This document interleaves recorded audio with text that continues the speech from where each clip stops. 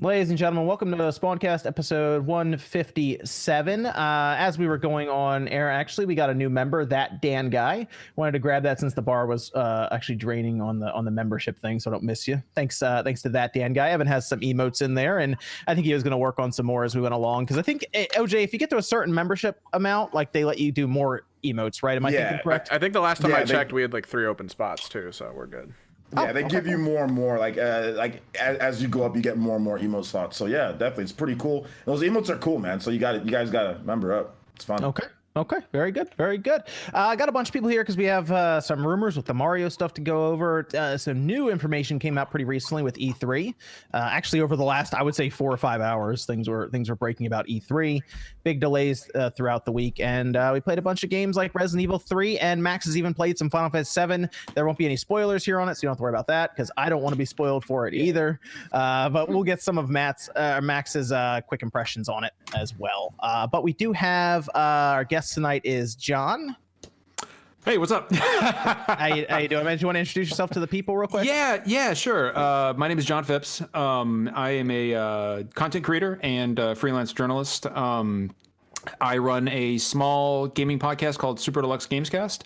Do you mind if I shill it real quick? Am I allowed to? You want me to shill myself? Okay. Did he pay his mafia dues? The check's in the mail. All right.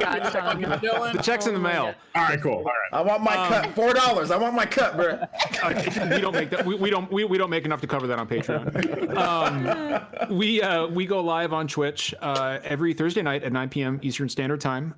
We usually go for about an hour and a half. We've had a bunch of cool guests on. We've had everybody from Naughty Dog to Housemarque to Mike Laidlaw to all kinds of people on there. We actually just had our first podcast panel at PAX East. Where we ranked the top Final Fantasy spinoffs. It was kind of a disaster, but like in a good way. If you want to follow us on Twitter, please follow us at official SDGC. And you can find me on Twitter at Mr. Megative. And if you want to sub to our Twitch channel, please go to twitch.tv/official SDGC. We're trying to grow the channel up. You may have seen me co-host Kind of Funny Games Daily with Greg Miller. And I've written a few articles for Polygon and IGN. If you read a Call of Duty article on IGN about white phosphorus, that was me. So if you're mad at me about it, you can yell at me in the chat, and I probably won't see it, but it's fine. You can take all your frustrations out. Do you have a link to that so I can drop it in the description as well? Yeah, I can pull something up for you, and just drop it in the Discord call. We can. Yeah, I mean, a ton of people read it and everybody got mad at me for it, so but yeah, no, that's I've been watching Spawnwave for a long time, so I'm just happy to be here. Cool, very good. Yeah, if you have a link to the your channel or anything, I can drop it in for you. Yeah, just in general. Let's go over to Sean. What's up? How's it going? I'm back. Yeah, doing all right. It's been a week, man. It's been a very strange week here at the RGT compound. Tuesday, my desktop broke. Sorry. It just decided to stop working, and so now I've had to set up a laptop that you actually made me buy that had problems, but then I watched a Middle Eastern guy do a YouTube tutorial on how to fix it, and it fucking fixed it. So now I only go to this Middle Eastern guy for my my queries on technology. But yeah, wait a minute. If you didn't have that laptop, what would be happening right now? I would have ran down to Staples and just bought something. The Staples in essence, I helped keep RGT 85 running. I mean, you're not wrong.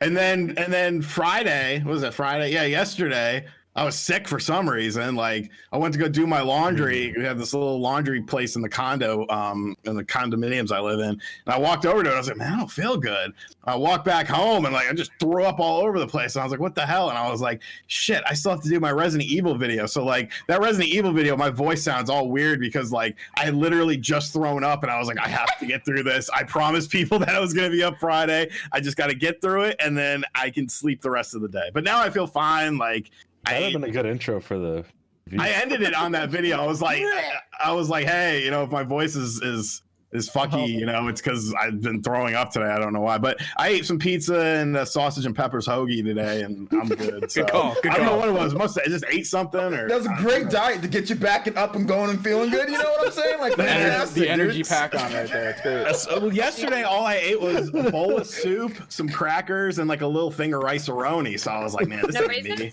That's the life. Yo, No, Sean, no raisins. bruh, look, I got a degree in kinesiology. We got to talk. I'm gonna do it for free. All right, man. We got to talk, Sean. later. We got to talk. I'm back in the game now, though, man. I'm feeling good. Yeah, thanks for that rice-a-roni. Man, you're not wrong. I think we lost John. I guess he's gonna jump back in at some point. I'm not sure where he just kind of dropped out. He's still part of the He call. plugged his so- channel and he bailed. It's like mission accomplished. I'm out. $4. Like his style. We got paid. We got paid. Who cares? Yeah. Got the plug. I'm out. MVG, what's going on tonight, man? How you doing? What's going on? Great to be here, man. It's been a week, so I'm very happy to be here tonight. Very cool, very cool. Miss Click, how's it going? Hey. Yeah. You know. How's it down in Florida? You know, we got a lot of tourists who are just like YOLO, and we have a lot of old people that are like, Still? Oh, wow. yeah, and we have a lot of old people that are like, I'm probably going to Oh man. trouble very soon. So yeah, a lot of people are crazy, but I mean, I nothing's really changed for me necessarily. If I'm fine, you know. Hey. Okay. So everybody, I hope everybody in chat, you're doing okay.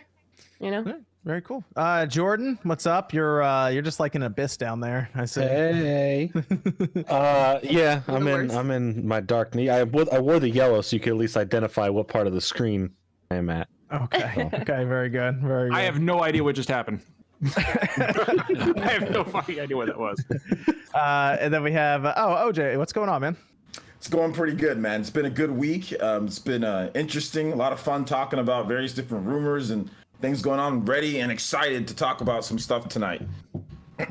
Okay. Very good. Got some very good. delays, got some stuff happen. So should Max, be fun. Max, Dreamcast guys here. What's going on, man? It is a good day. It was a good day, yeah. It sounds like it. For the rest of us looking in from the outside, it's gonna be a long week. It's gonna be a long week. Yeah. And then Nate, we think you're here. Yes, I am here. Okay, good. Of course Nate is I'm here. Nate is here as Fringe. well. Very good. So let, Am I the only person here who actually knows what Nate looks like? No, Fringe knows. Nope. Okay. I'm on. We get to be part of the lucky. Okay, do you agree with this? Hans Gruber. Holy shit.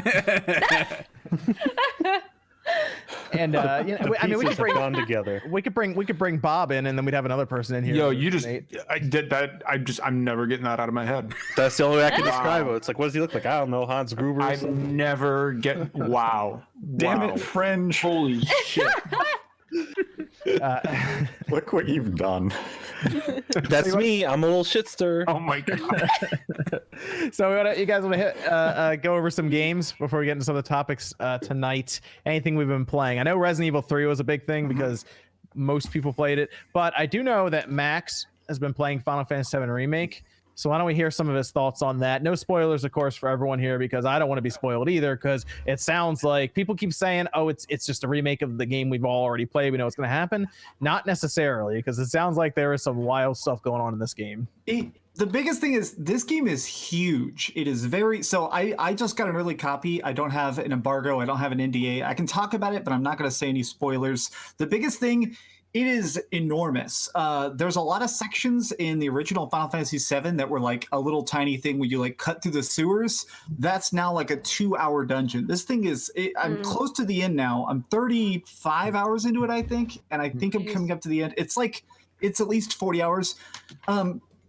I like the new combat. The combat is very reactionary. You can't just hack and slash. You have to change stances and change characters and change materia. I like that.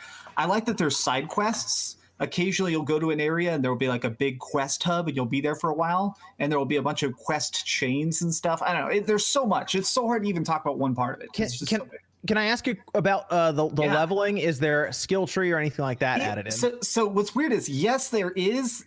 Your character level doesn't matter. This is the weirdest thing. Your character level doesn't matter.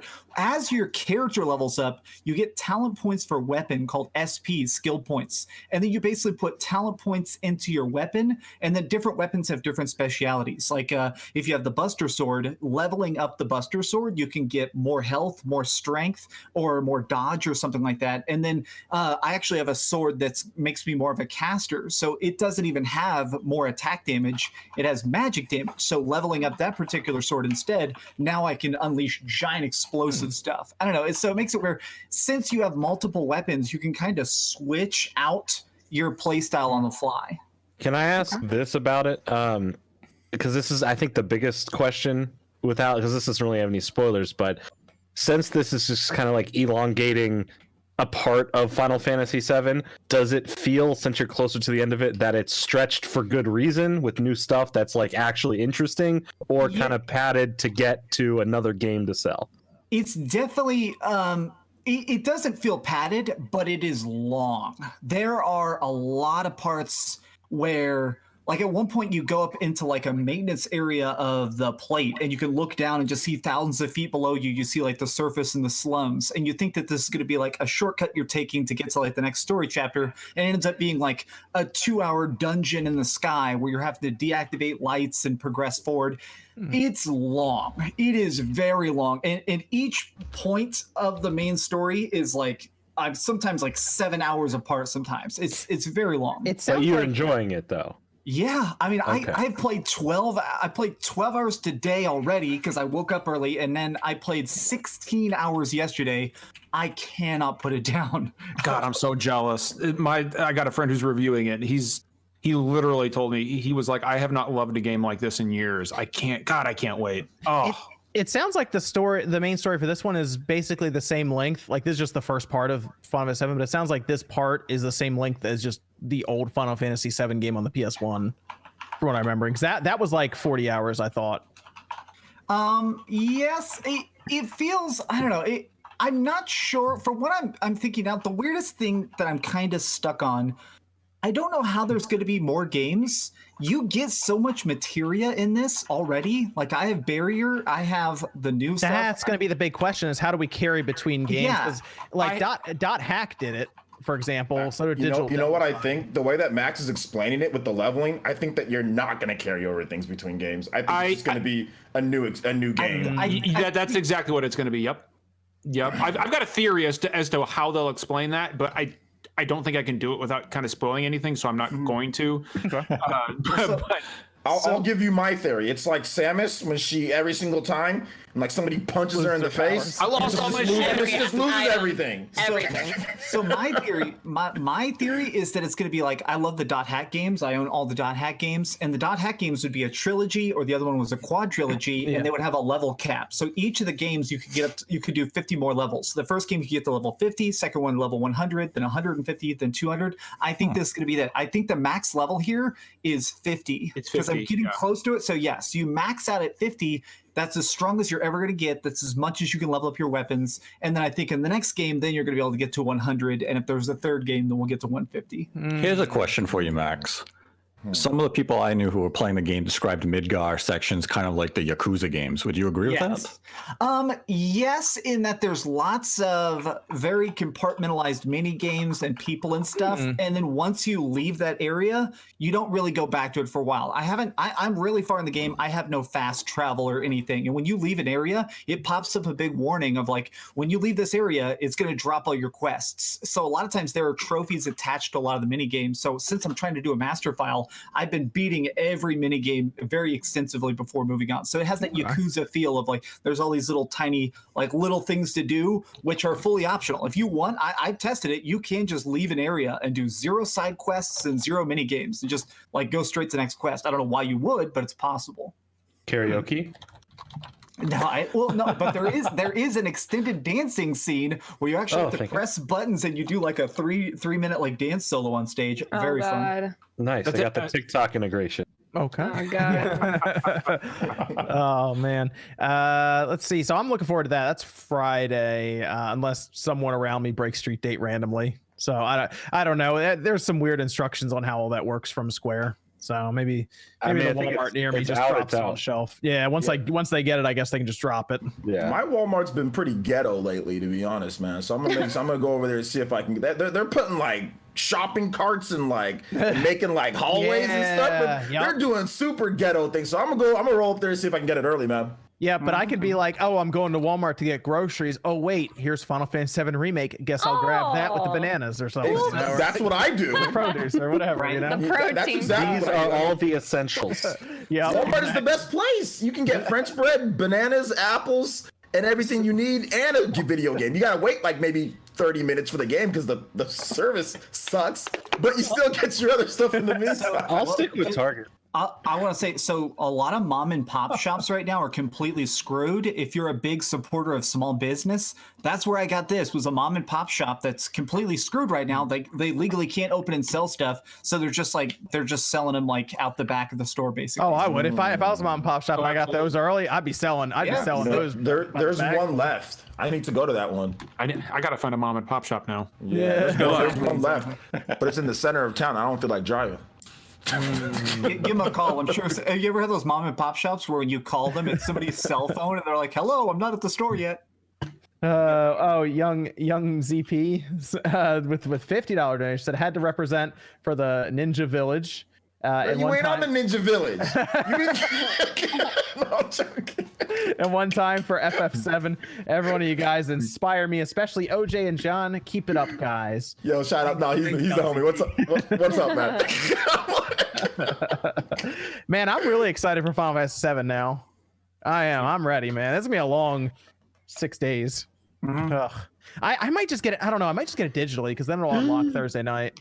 So I already bought it digitally as well. I'm a sucker and I double dipped by accident. I bought it digitally to make sure I have it. And I see people in chat keep asking the same question again and again. I think I'm posting my review Tuesday. That's when the embargo is up. So I'm going to post mine when everybody else posts. 2 Blu-rays, right? 2 Blu-rays on this thing. Yes, so I would have to install it anyway with a data disc, right? There's a data disc and then there's a play disc. So this is the install disc, and here's my copy of Final Fantasy 15 that I popped out to put it in there. Okay, nice. You know what's really interesting to me about this whole situation is I've seen a lot of people complaining that, I'm paying $60 and we're only getting a quarter of a game. No, you're not.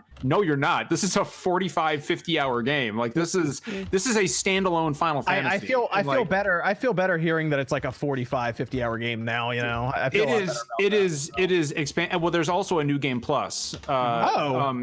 And chapter select, so you can actually just skip around. Apparently, which I haven't unlocked yet, but a friend of mine who's beaten it said that afterward, since there's so many mini games, if you missed one, you can just like rewind and go back to that. So you can go back when you beat it. Okay, so you can beat it and then go back. Oh, okay, cool. Which is 100% my plan. Very good. And I mean, it is but I mean, I can't stress enough, like, you have to divorce yourself. Like if you're like, I'm a Final Fantasy guy. It's my favorite series of all time, but you have to divorce yourself from the game you played on PlayStation. This is a new experience. And without getting any further into it, go into it with no expectations and just enjoy the ride.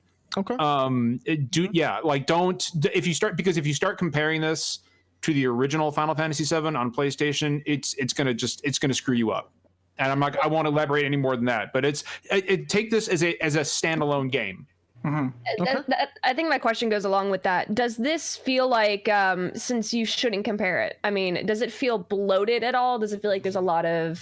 I'll say the only thing so far that does feel bloated, and it's something I'm actually going to talk about in my review, some of the boss fights are too ridiculous. There's only a couple of them, but there are some boss fights that are like 20 minutes. Like high health. Airbuster.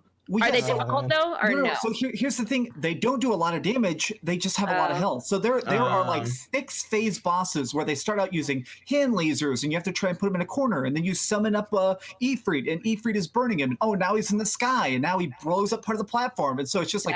Gotcha. So I know, just like, okay, yeah.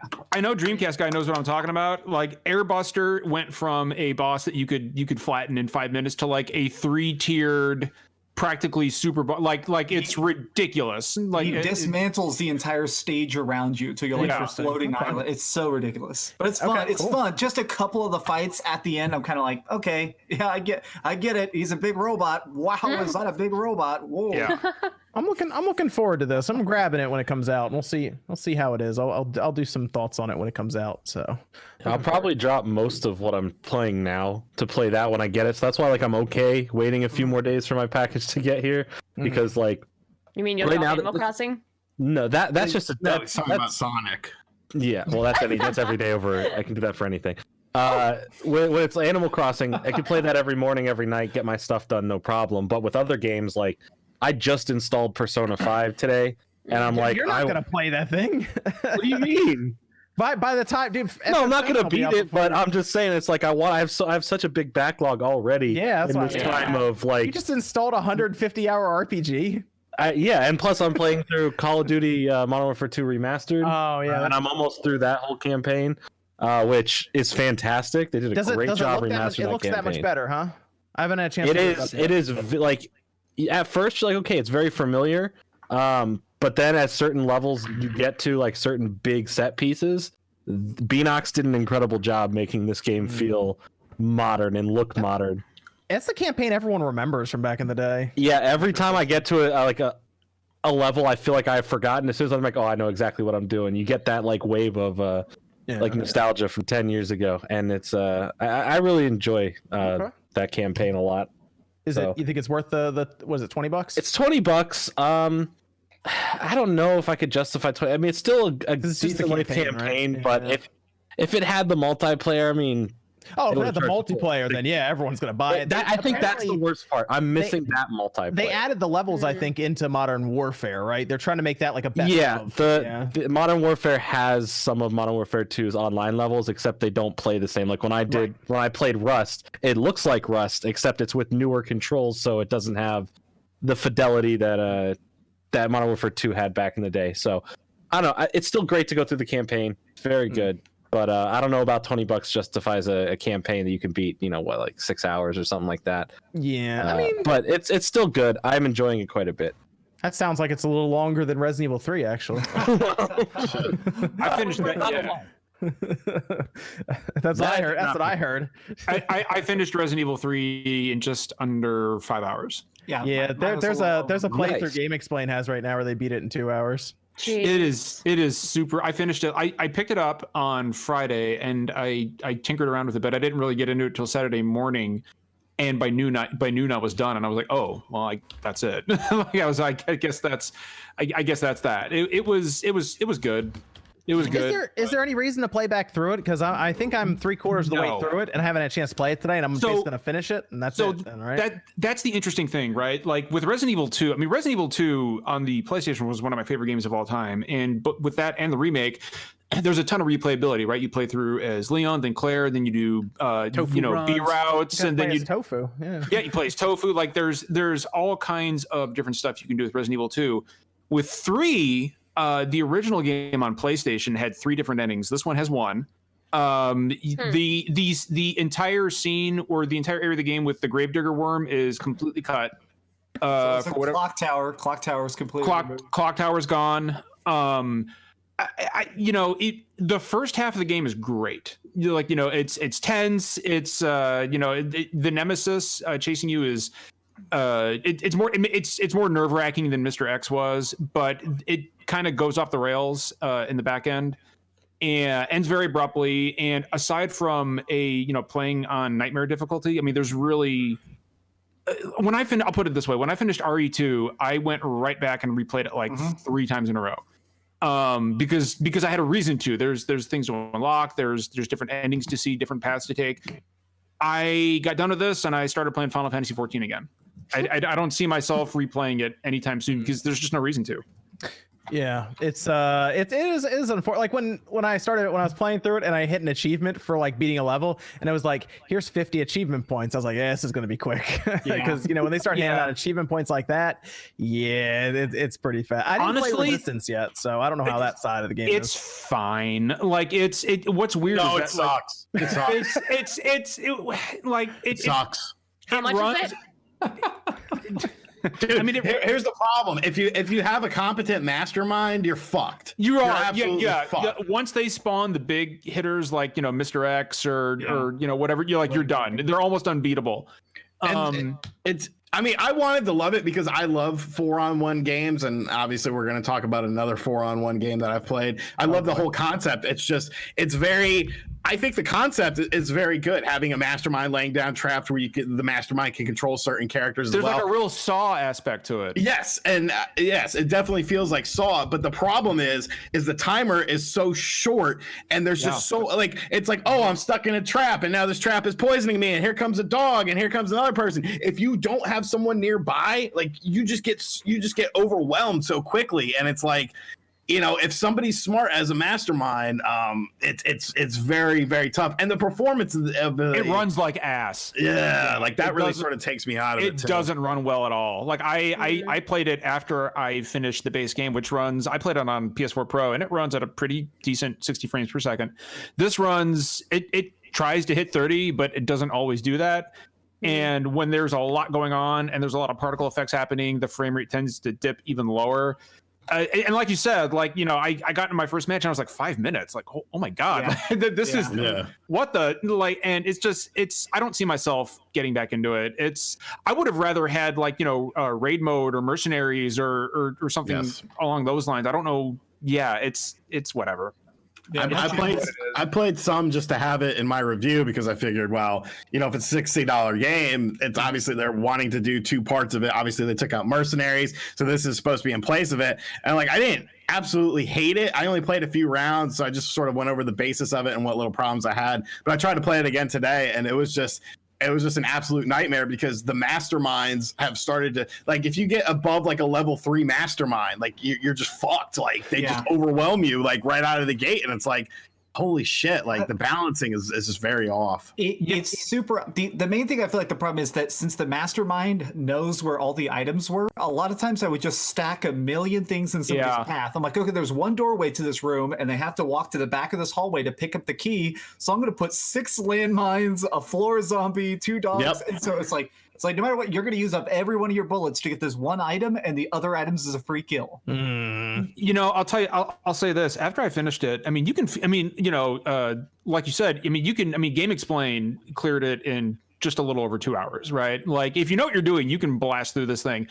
Had I known that a bunch of that stuff had been cut, like the clock tower and the gravedigger area, it seems more like a downloadable campaign for RE2 than it does an actual standalone game. And I'm a little baffled at some of the decisions they made. There are things that were in RE2 that are missing here. There's no zombie dismemberment whatsoever. Yep. That's gone. There's no and the knife, you can't knife the enemies anymore. You can't. It's just. Well, you can't. Weird. It seems like they've reduced it by 2/3, I think, because I used to always knife people, and now I get bit every time because it does 1/3 the damage. Oh, and I'm sorry, the dodge mechanic sucks. Can we just throw that out there? The dodge mechanic is terrible. I got good with it, and to the point which now I feel like it's overpowered because I realized that it gives you a little bit of an invincibility frame. So I was dodging through people. It's like, why is this possible? But they don't really explain to you how what your timing should be. And so for the first 30 minutes of the game, I'm just sitting there spamming R1, and I'm like, okay, I have no idea when to actually do this. So I'm just gonna mash R1 until he actually dodges. Or she dodges. MVG, did you get a chance to play RE3 at all? Yeah, I actually picked it up about 2 hours before the show, so I'm probably halfway through the campaign right now.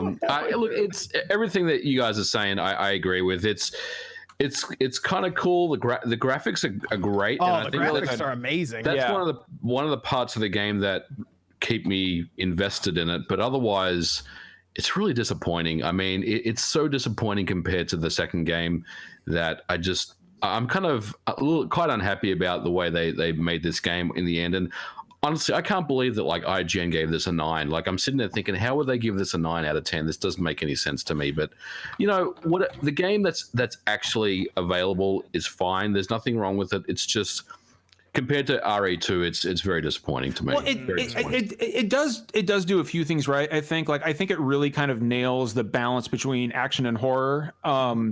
I feel like it's at least in the first half, it's very well paced. And this is by far my favorite characterization of Jill Valentine in the entire series. They really, I mean, she's a badass. She calls the Nemesis a bitch at one point. Like I was like, that's great. Right? Like I love this, but again, there are some baffling design choices here that I don't know. I don't understand why they chose to cut so much out of it. They spent like It 3 was years rushed. making It was pretty clear why the game was rushed. I was thinking that too. I think they just rushed this thing to market. Resident Evil 2 took how many years But what's to weird, make? here's the weird thing. The reports are that this and Resident Evil 2 went into development around the same time. Yeah, they rushed this one. It's I pretty think clear all the that- development time went into trying to figure out how to make multiplayer for Resident Evil. I was gonna because say, it's what if it went into worked Resistance? very or few like you're times. saying, and then they were like, Yeah. we should probably add something, and they were like, let's do Resident Evil 3 real quick. I think what happened was this. I think when they say Resident Evil 3 went into production at the same time as 2, I think 2 was being made and this multiplayer game Resistance was being made. Sure. And what happened was 2 was really good, and they're like, okay, how do we sell this multiplayer game? We got to make the third game now because they like this one, and they kind of just said, okay, what can we cut for time? The clock tower, cut it. We can cut out this, cut it. Make the graphics look good. Well, the thing is, Send they it out. added in different areas. Yeah. Yeah. They didn't just added take it, away, like, they added some new stuff in. Is the original hospital. Resident Evil? Can you beat the original Resident Evil 3 first time through, not a speed run, in 5 hours or less? Yeah. You Oh, okay, then they're accurate. The big difference that I feel like it annoys me the most as a fan is that Resident Evil 3 was always the puzzle Resident Evil. It actually had a lot of different, very famous puzzles, like the chemical puzzles and stuff, or There the was water pipe nothing puzzles. here. This has no And they- puzzles, right? They removed every one of them except for the train puzzle. It The was train like- puzzle. That was I mean- the only one. Yeah. Yeah. That was The weird. thing of it is, It's not even a puzzle. Come on. What is it's really not. a RPG's puzzle. It's a match. It's a match game. So the top, I did a review on it. My review ended up getting it kind of blew up. And the top comment, I really liked it, but somebody said this is the problem with annual releases. It was probably that Resident Evil 2 was a huge success, and they were already working on Resident Evil 3. So it seems like Capcom just walked in there and said, "Okay, next summer or next spring, I want this out." And so they put as much polish and put as many good lines of dialogue in there as they could. And then when they ran out of time, they went, "Okay, like sorry, no clock tower today." Look, like, it's not a bad game, but I think some of the muted reactions to it are because it's following just the amazing job that Capcom did remaking Resident Evil 2. That's a tough act to follow for anybody. Hit us with it, Sean. What were you trying to say? Here's my thing, and this is pretty much summarizing my review, but please watch my review anyways. I literally threw up right before making it. That's how dedicated I I was. would to making only that video. watch if you threw up during. Yeah, vomit onto the. I think what's there is great. I love the gameplay. I don't really love Nemesis. I like Nemesis. I feel like Mr. X was a bit more of a Nemesis than Nemesis was. But I like the Nemesis. The graphics are beautiful. The gameplay is tight. The story is well done. I like the humanization of both Claire and Carlos. They definitely feel, Jill and Carlos, they definitely feel a lot more human.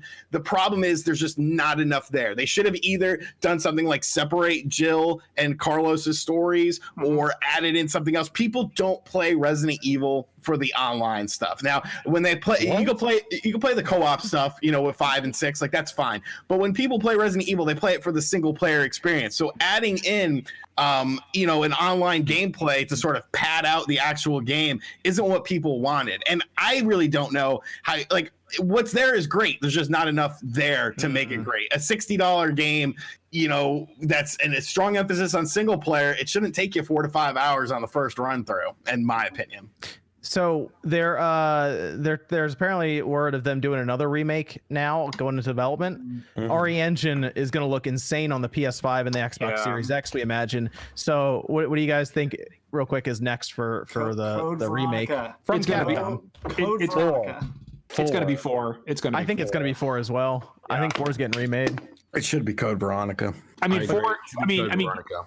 I would agree that I don't think 4 needs to be remade because it's still an amazing game. But you also, Capcom is well aware of there would just be more hype for 4 than there They would would Code sell Veronica. more. Yeah. Like absolutely, because it's it's Resident Evil 4. It's and it makes me wonder whether or not that's a good thing or a bad thing, because look at some of the stuff they chopped out of Resident Evil 3. Like imagine RE4 without parts of the castle, or without the Verdugo fight. Here's what I think they're gonna do. I think they're gonna treat RE4 like they treated RE2. It's gonna be a big deal, and then with the success of it, they're gonna piggyback it the next year with a Resident Evil 3 remake version type of a Code Veronica, where they made kind of like it, but not fully. They made a big deal out of this game. They made a big deal out of it. Really? Where was the? I don't remember. We heard about Resident Evil 2 in like 2015 or something, didn't we? Yeah. They came back. Yeah, but that was just they wanted to get hyped of the idea. We didn't actually see speculation until 6 months before it was. I mean, they announced it released. They did the same type of cycle with Resident Evil 3. Yeah. Yes. And when Nate and I agree on something, you know, if there was more hype for Resident Evil 2. We knew about I didn't see as much promotion leading up to 3. There was more hype was because I feel like it was like, holy shit, Resident Evil 2, it's using this engine, it's new, it's fresh, and then you're like, okay, well, Resident Evil 3 was a great game. I'm looking forward to seeing what they're doing with the engine. I mean, it's just sort of like if they, I think the hype was still there, it just wasn't as high because Resident Evil 2 was so great. Sean, we were doing rumor videos a year and a half to 2 years before the thing came out. But here's the thing, though, when you're but you didn't see it. If you're on a yearly cycle, though, people are still coming off the high of Resident Evil 2. Then this one just comes out. There's no way you can have the same type of hype leading up to it when people were just playing RE2 last year and it was Game of the Year contention. So it's gonna be Umbrella Corps. You know, it's gonna be Umbrella Corps. And the game isn't as big as Call of Duty, where it's like every year and like 5 billion people play the game. It's nowhere near as big as that. I think Mega Man Legends needs a remake. That's what I think. You know, so go. So does Battle Network. Let's bring back Dead Rising. What about Dino Crisis? I want Dino Crisis more than anything. I really love Code Veronica. I think Code Veronica deserves it the most. It's kind of the ignored one. But also, and I'm being serious, I think they may remake Outbreak. I think that they're really trying to They could have just done that. Resident Evil. Ew. They should have just made that instead of Resistance. Did you just ew the masterpiece? Oh my god. Oh man. Yes. Why don't they just make that instead of Resistance? I wish they would. Honestly, I wish they would. Let's go over here. Let's see. What's OJ been up to this week? Wait, I didn't even get to talk about the other game I played. Oh man, you really want to talk about that game? Crucified over. Got a ton of dislikes on it, and I'm like, what? Did we play fucking different games here? What game did you play? All right, tell us about Predator, Sean. Oh man, what the fuck? I don't understand why so many people like it.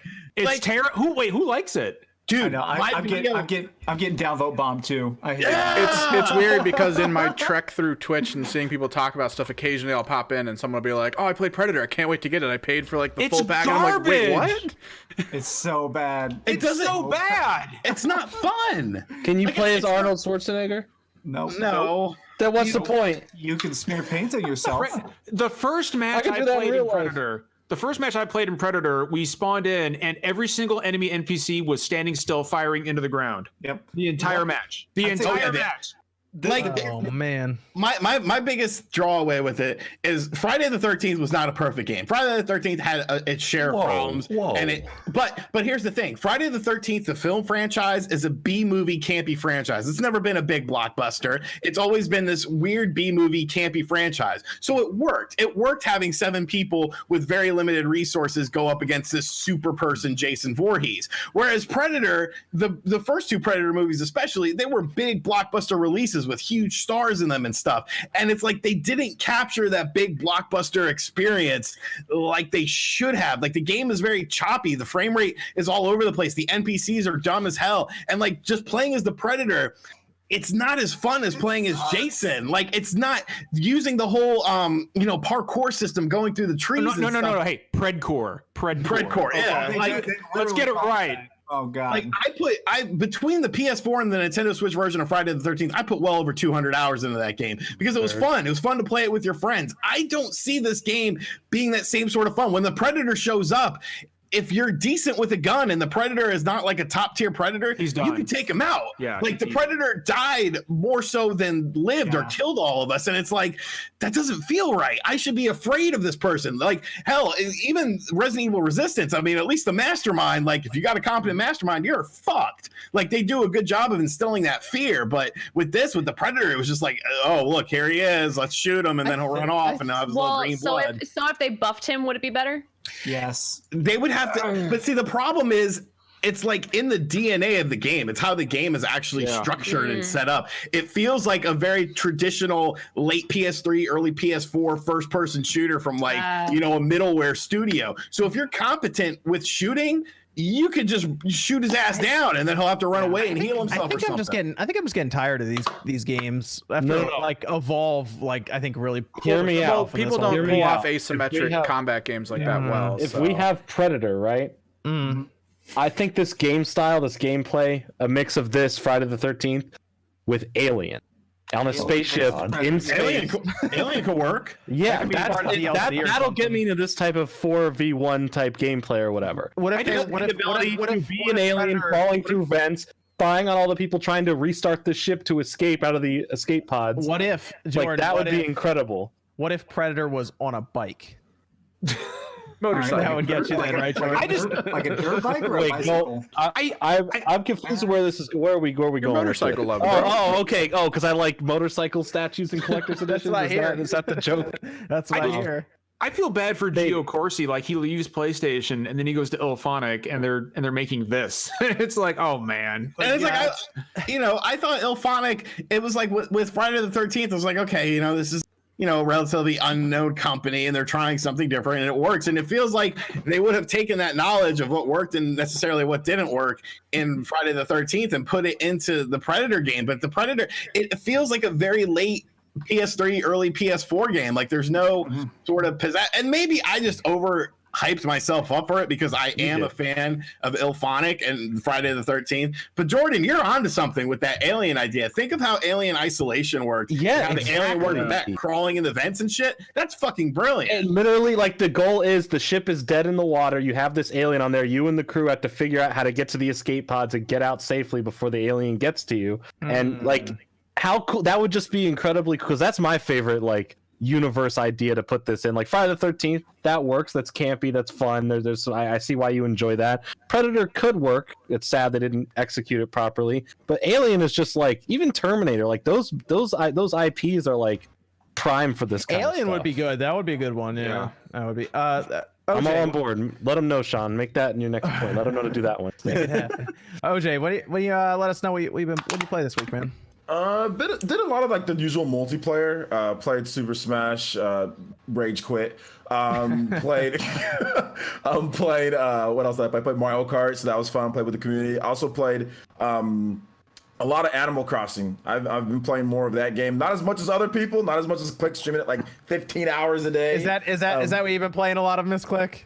Yeah, I think we ended 18 hours earlier today. Is that the game of the week for you? Is Animal Crossing?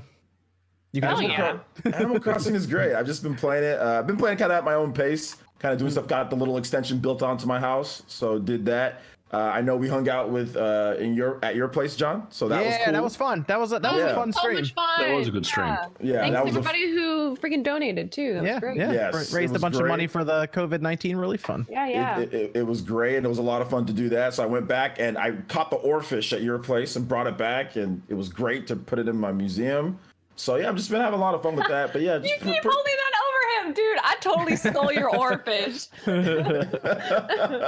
And apparently my island's got all kinds of crazy fish, so I don't know. Yeah, I caught all sorts of cool stuff at your island, so it was great, man. It's a really fun game. I never thought that I really liked Animal Crossing as much as I do, but like for me, I know some people put like hundreds of hours in, but I mean I'm already over like 40 hours or something like that, So for me, that's a lot to put in when I have to play all these other games too with my community. It was so funny when I played it back on the GameCube. I didn't know anybody else who played Animal Crossing at the time, and now everyone plays Animal Crossing. Yeah, so. my friend I looked think at me. it's the most connected it's ever been, to be honest. Oh yeah, absolutely. It's really cool. Yeah. Back when I played it, my friend looked at me and was like, "Man, you're." He said something else I ain't gonna say, but he said he called me, and then he's like, "I'm gonna play Grand Theft Auto." It was the early 2000s, Yeah, it was early. So I ain't gonna say when he called me something, and he was like, "Why are you playing that?" So nobody ever when I was playing it, nobody played that game. I know it sold well on the GameCube, but I had nobody to play that game with back then. Now it's it's cool. It's all gravy now. So yeah, that's cool. That's cool though. But that was your game. MVG was RE3. Hey, Animal Crossing came in, right?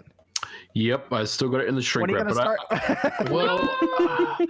It depends when FF7 remake gets here. If it gets here early, then I'll probably start that. Yeah. But if it comes on the 10th, then I'll start Animal Crossing. Can you name your island Australia? Sure. Yeah. Yes. I'll do it just for you. Why? It should be London. Be careful. Be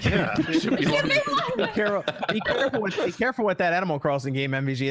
That thing might get you, man. Yeah, I know, especially right now. It might. He's gonna find all the bugs in the game and have like double all the furniture, sell it. He's gonna own the stock market. Nate, what did you play, man? What did you play this week?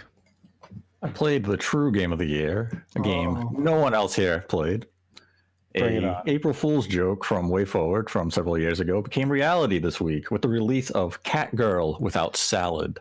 You know, I watched your video, Nate. That game looks pretty good. I actually may try it out. It looked fun. Without salad. It's only $7.99 on the eShop. It's a shoot 'em up, 2D shoot 'em up, and it blends all different genres. You get like an RPG gun where you come out and you just do like a sword attack that does like 4,000 damage and clears the screen. You can throw magic at the characters. All of a sudden you get a platforming gun and it shoots like a little Mega Man character and you can jump on the heads of the enemies to KO them. It's weird. Did you get Animal Crossing yet? No, that is still in transit. Did you get RE3? I'm not about to buy a 3-hour game for $60. We gotta get you on something a bit current here, Nate. At some point, the game came out this week. Something a bit bigger. Some. I mean, you're like our Final Fantasy guys, VII. Oh, there we go. Okay, you're gonna get Final Fantasy VII Remake, right? Whenever Amazon gets it here. Oh boy. Okay. I think the other game I played actually was the one that was shown during the Direct Mini, which was Good Job. Oh yeah, that dropped. That dropped immediately, right? Yeah. It kind of gives me a little bit like Untitled Goose Game vibes, like the art style, the quirkiness, the very simplicity of it. But it's cool because like there's like multiple ways to solve all the different challenges that they give you. And it's definitely fun, like the animations and the potentials to solve all the different problems. It's really, really cute. I really liked it. It just for some people, you know, it's whether or not they justify spending $20 on it. But hey, I like it. It's an indie game, so pretty cool. Very good, very good. And then what about John? We already talked about RE3 and all the other stuff. Was there anything else you played this week? Yeah, I've been playing a ton of Animal Crossing. Okay. And I'm actually about to finish Mother 3 for the first time. Oh, how'd you end up playing that? Emulator, or did you get a cart? Or I got a so I have a modded Game Boy Advance, and I got the Game Boy cart with the fan translation on it. It's fantastic. I can't believe it. Earthbound was one of my favorite games, so I can't believe it took me this long to get around to Mother 3. I really wish Nintendo would figure that out, but they probably never will. So. They probably never will, and like they know that people are begging for it, and they've known that for years. And if we haven't gotten it by now, I don't think it's going to happen ever. So I've been playing that. I've been playing a lot of Smash Brothers, a lot of Final Fantasy 14, and. Yeah, I'm looking forward to Final Fantasy VII next week. Yeah, I'm trying to get through this week right now. I'm trying to clear my backlog out as much as I can before Friday because everything stops on Friday. Yeah, I will say real quick that I was upstairs brushing my teeth last week and I heard my wife scream downstairs, like scream, and it's like Jesus, and I dropped my toothbrush. No, she caught a stringfish.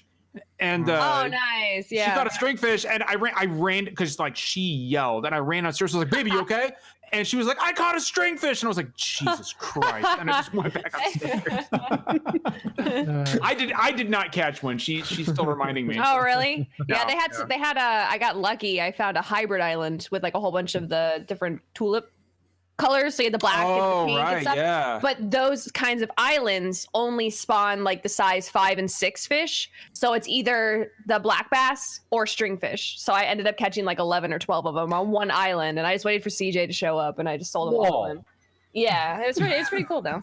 Jordan, also shut up. Yeah, right. Shut up. Evan, we have any Discord questions? Are there any games you refuse to ever play, and what's your reason? Any games you refuse to play? Mario Sunshine, because it sucks. Shut up. Yeah, not again. Nathaniel, be quiet. According to Metacritic, it's a game you must play, Nate. Yeah, well, Metacritic's wrong. Go play Sonic, Fringe.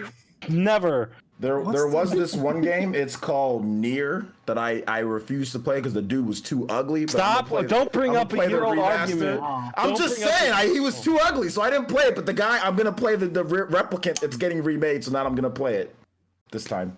So I refuse to play that game. Wait, are we?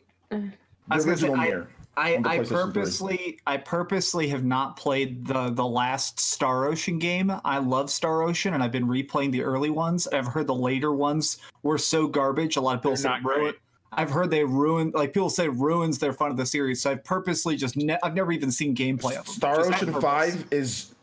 I like Star Ocean 4. I can understand its problems. I like that one. I think it's good. But Star Ocean 5 is it might have killed the series. I generally JRPGs are my favorite genre, and I tell people stop at Star Ocean 2 and let the memories stay with you because it doesn't get any better. Yeah. Star Ocean 5 is Star Ocean 3's. I think that was good. I like it. Yeah. Yeah, but Star Ocean 3 and 4. I don't mind 4. I like 4, but 5 is just it. Literally, I think it killed the franchise. It's bad. Square Enix was just like, okay, we can't do anything with this anymore. Like they had to remake. They went back and brought the Super Nintendo one over. They're like, all right, we're done. Do we have another Discord question, Evan? Why do you think there's no USB-C ports on the new consoles? I don't really know. That's an interesting That'd question. be easy. That's an interesting question. I guess they just went with USB-A because they figure, you can just have USB-C on the other side of it.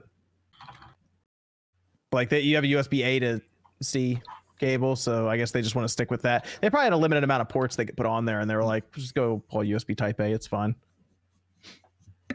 I would have rather them had USB-C on there, but I guess they didn't see any real benefit in it, just because, I mean, honestly, a lot of the third-party controller manufacturers are probably just going to stick with Type A anyway. Mm-hmm. Why does the Switch have it? Yeah, I love the USB on the Switch. Yeah, it's awesome. Yeah. I do like C, but if you look on the dock, it's all A. So they didn't even put C on their dock either. Yeah, I guess that's true. The Switch. I mean, I like it because it works for them, obviously, because they put video through it too.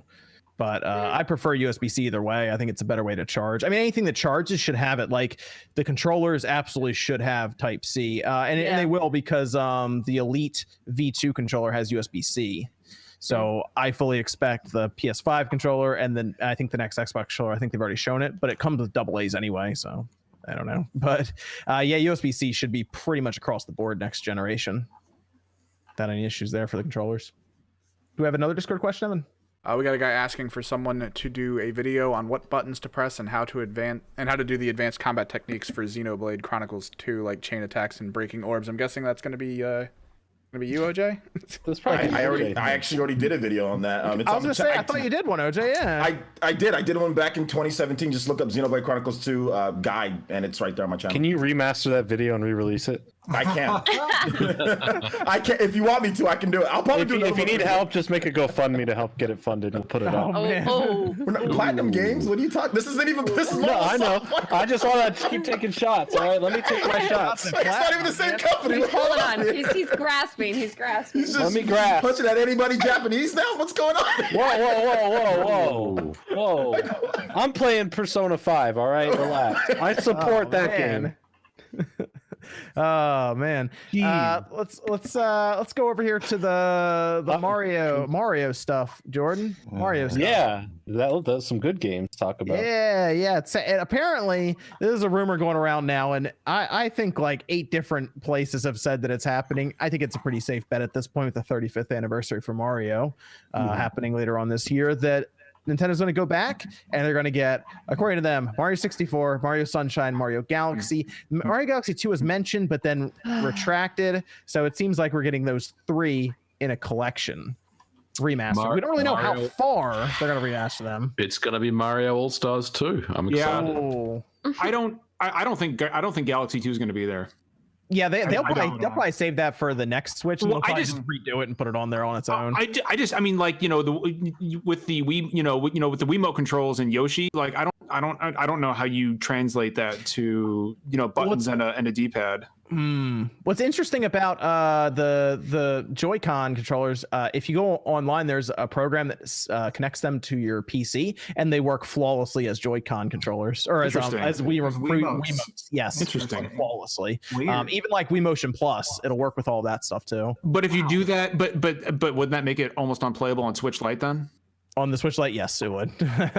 So that would be like Switch only or whatever. Well, I mean, technically, can't you connect other Joy-Cons? You can connect the Joy-Cons. You can, yeah, but who the hell? You would have to like dock. You'd have to like sit it up and probably get it sounds like a huge tiny pain screen. in the ass. Yeah. That'll be interesting. Yeah, they'd have to. I mean, we're trying to figure out how they're going to map the Sunshine controls because that uses an analog trigger. How do you do that? It's got to be the right stick, I think. Oh, I don't know how. but that controls the camera, right? When you're shooting. Yeah. Actually, no, I guess that's the left stick that does that still when you're shooting, right? But then how do you have to hold a button down to aim, then you move around with the left stick to look, and then you do the right stick up and down. Gyro controls. I had an idea that maybe that would hit like each trigger, like the right shoulder and right trigger, if you combine them would like you'd have 25% on each trigger, but even that doesn't really make sense. It doesn't seem right. So I think the only way they can do it is with the analog, or they offer an adapter where you can plug in a GameCube controller and just use a GameCube controller to play the game. Cool. Yeah, which is the best way to play it, of course. Yeah, I mean, yeah, they'll probably already do that because Grid lets you use GameCube controllers as it is for that analog trigger, so they would probably let you do it. But I wonder if they'll come out with another adapter that just lets you plug in a single GameCube controller. That'd be kind of cool if they just did that for that one. A wireless game. Like a Wavebird. I mean, yeah, you can already do that. Not the Wavebirds. What do you mean, not the Wavebird? Wavebird one of the greatest controllers ever made. No. Wireless game controllers. I had the wired. Everybody else had wireless because. I love Wavebird. Yeah, but you need the Rumble. You need the Rumble. I appreciate Rumble, but most people I talk to turn Rumble off. What if they come out with a new Wavebird controller? That'd be crazy. That'd be Wavebird 2.0 pre-order confirmed. I'm there. Yeah, right. Oh, that'd be awesome. Here first. And it has the analog trigger on it, and it's for the Mario 35th anniversary, so it's like a whole controller for it. I'm all in if it's a Wavebird 2. Comes in the collector's edition. That'd be wild. Do you guys think? I'm sorry. Go ahead. No, I didn't cut you off. I was just gonna say, do you guys think that Mario 64 is going to get just an upscaling, or do you think they'll actually do a complete visual overhaul for that one? Because visually it hasn't aged well. I think it's just upscaling, like we've seen from the Turok 64 to Switch games or Doom 64. I want more. It'd be nice if they actually remade all of it. That's the perfect game to do it. You know, I'm gonna be real interested to see people when they go back and play Mario 64 if it's how they remember. It's not. I mean, Bowser looks adorable. Like every time I play Mario 64, I just want to give him a hug. I mean, some of those level designs. I know Sunshine. People are gonna back play Sunshine. They're gonna be like, "Wait, I don't remember being this mad at this level." Or the same thing's gonna happen with 64. Like Sunshine, Galaxy, 3D World, all those games. I think you could just do an HD upscaling and they would look fine. But like 64, it has the 64 games haven't aged all that great. So I think if you put a little bit more into it. I would love to see them rebuild it from the ground up. Probably won't happen, but I will hold out hope until we actually see it. But we could get Sunshine widescreen at 60 frames per second. Who cares? It's the bottom of the barrel 3D game. Look, I was smart. On the hierarchy of 3D Mario games, Sunshine is at the bottom. Period. Yes. I agree. What's below it? What's worse? Nothing. I brought an army of Sunshine hating supporters with me this week, and we will win. He's right. Yeah, he's right. 3D World's better, Galaxy's better, Odyssey is better, 64 is better. There's not a 3D Mario game that's worse. But even when the worst is still fantastic. Yes, and that's fine. Yeah. I think Sunshine is a great game, but I don't think it's up to the same caliber as the other 3D Mario because games. It's not finished. It's just not finished. Right. That game was it's no secret that game was rushed to market, and it shows. So I wonder if they'll, for this re-release, I wonder if they'll fix the things that are clearly wrong with the Sunshine. Camera? There's a lot of problems though with Sunshine. It's not finished. The camera issues, the perspective issues, the lack of momentum when you're using FLUDD. I mean, the best parts of Sunshine are the platforming stages where you don't have FLUDD. No lie. I'll say this much though: Galaxy is going to look beautiful on Switch. Like that game holds up so well, and with Galaxy's already out on the Shield in China, so if you watch Digital Foundry's videos, they've already got gameplay footage running at 1080p at 60. So I just want to hear the Galaxy Sunshine music. Yeah, Sunshine. Yeah, Sunshine had some good music. That's great music. Yeah, but don't you guys think they'll probably like yes, a lot of people have like negative impressions of Sunshine, but if they like up the frame rate and fix some of the control issues and stuff like that, I think people might look at it a little bit differently. I mean, look, you guys remember when Majora's Mask came out? People bashed the hell out of Majora's Mask when it first came out, and then they fixed it up a bit, and then people look at Majora's Mask very fondly. Sunshine can be fixed up a bit. I just think at the time, from what I was gathering, I think Sunshine was just too hard for some people.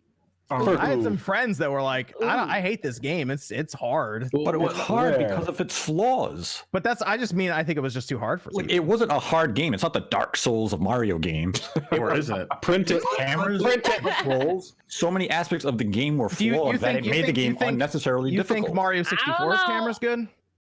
Yes. What? Better. Yeah. Really? I would. Well, they're two different styles of games. They're two different styles of games. Now though, it was good in '96. I don't know if it's good now. I was about to say now. Oh my god! I made a Mario 64 video, the one that John sent me some footage on. I complained. Play it now. I complained about the camera, and I got destroyed in the comments. Like people were mad at me about it. I was like, "What?" You know, like they were like, "What's wrong with the camera?" I'm like, Lakitu is doing the best job he can. All right. I do really like the way that they explain that, because at the time the camera was so weird of an idea that they were like, oh yeah, guys just rolling around next to you with like a camera on a string. That's why that camera can move like that. I always thought that was a fun gets idea. no credit. He was doing the best he could, you know. He's doing the best he could, man. Well, it was jumping all around the place, and it was new though. I mean, it was. I don't think it was easy to make it, a good camera. I mean, I want to see people's impressions though when this thing happens, this comes out. What age is better, 64 or Sunshine? Because I want to see the thoughts on that. Great. I want to see people play through them, because 64. From a gameplay perspective, 64.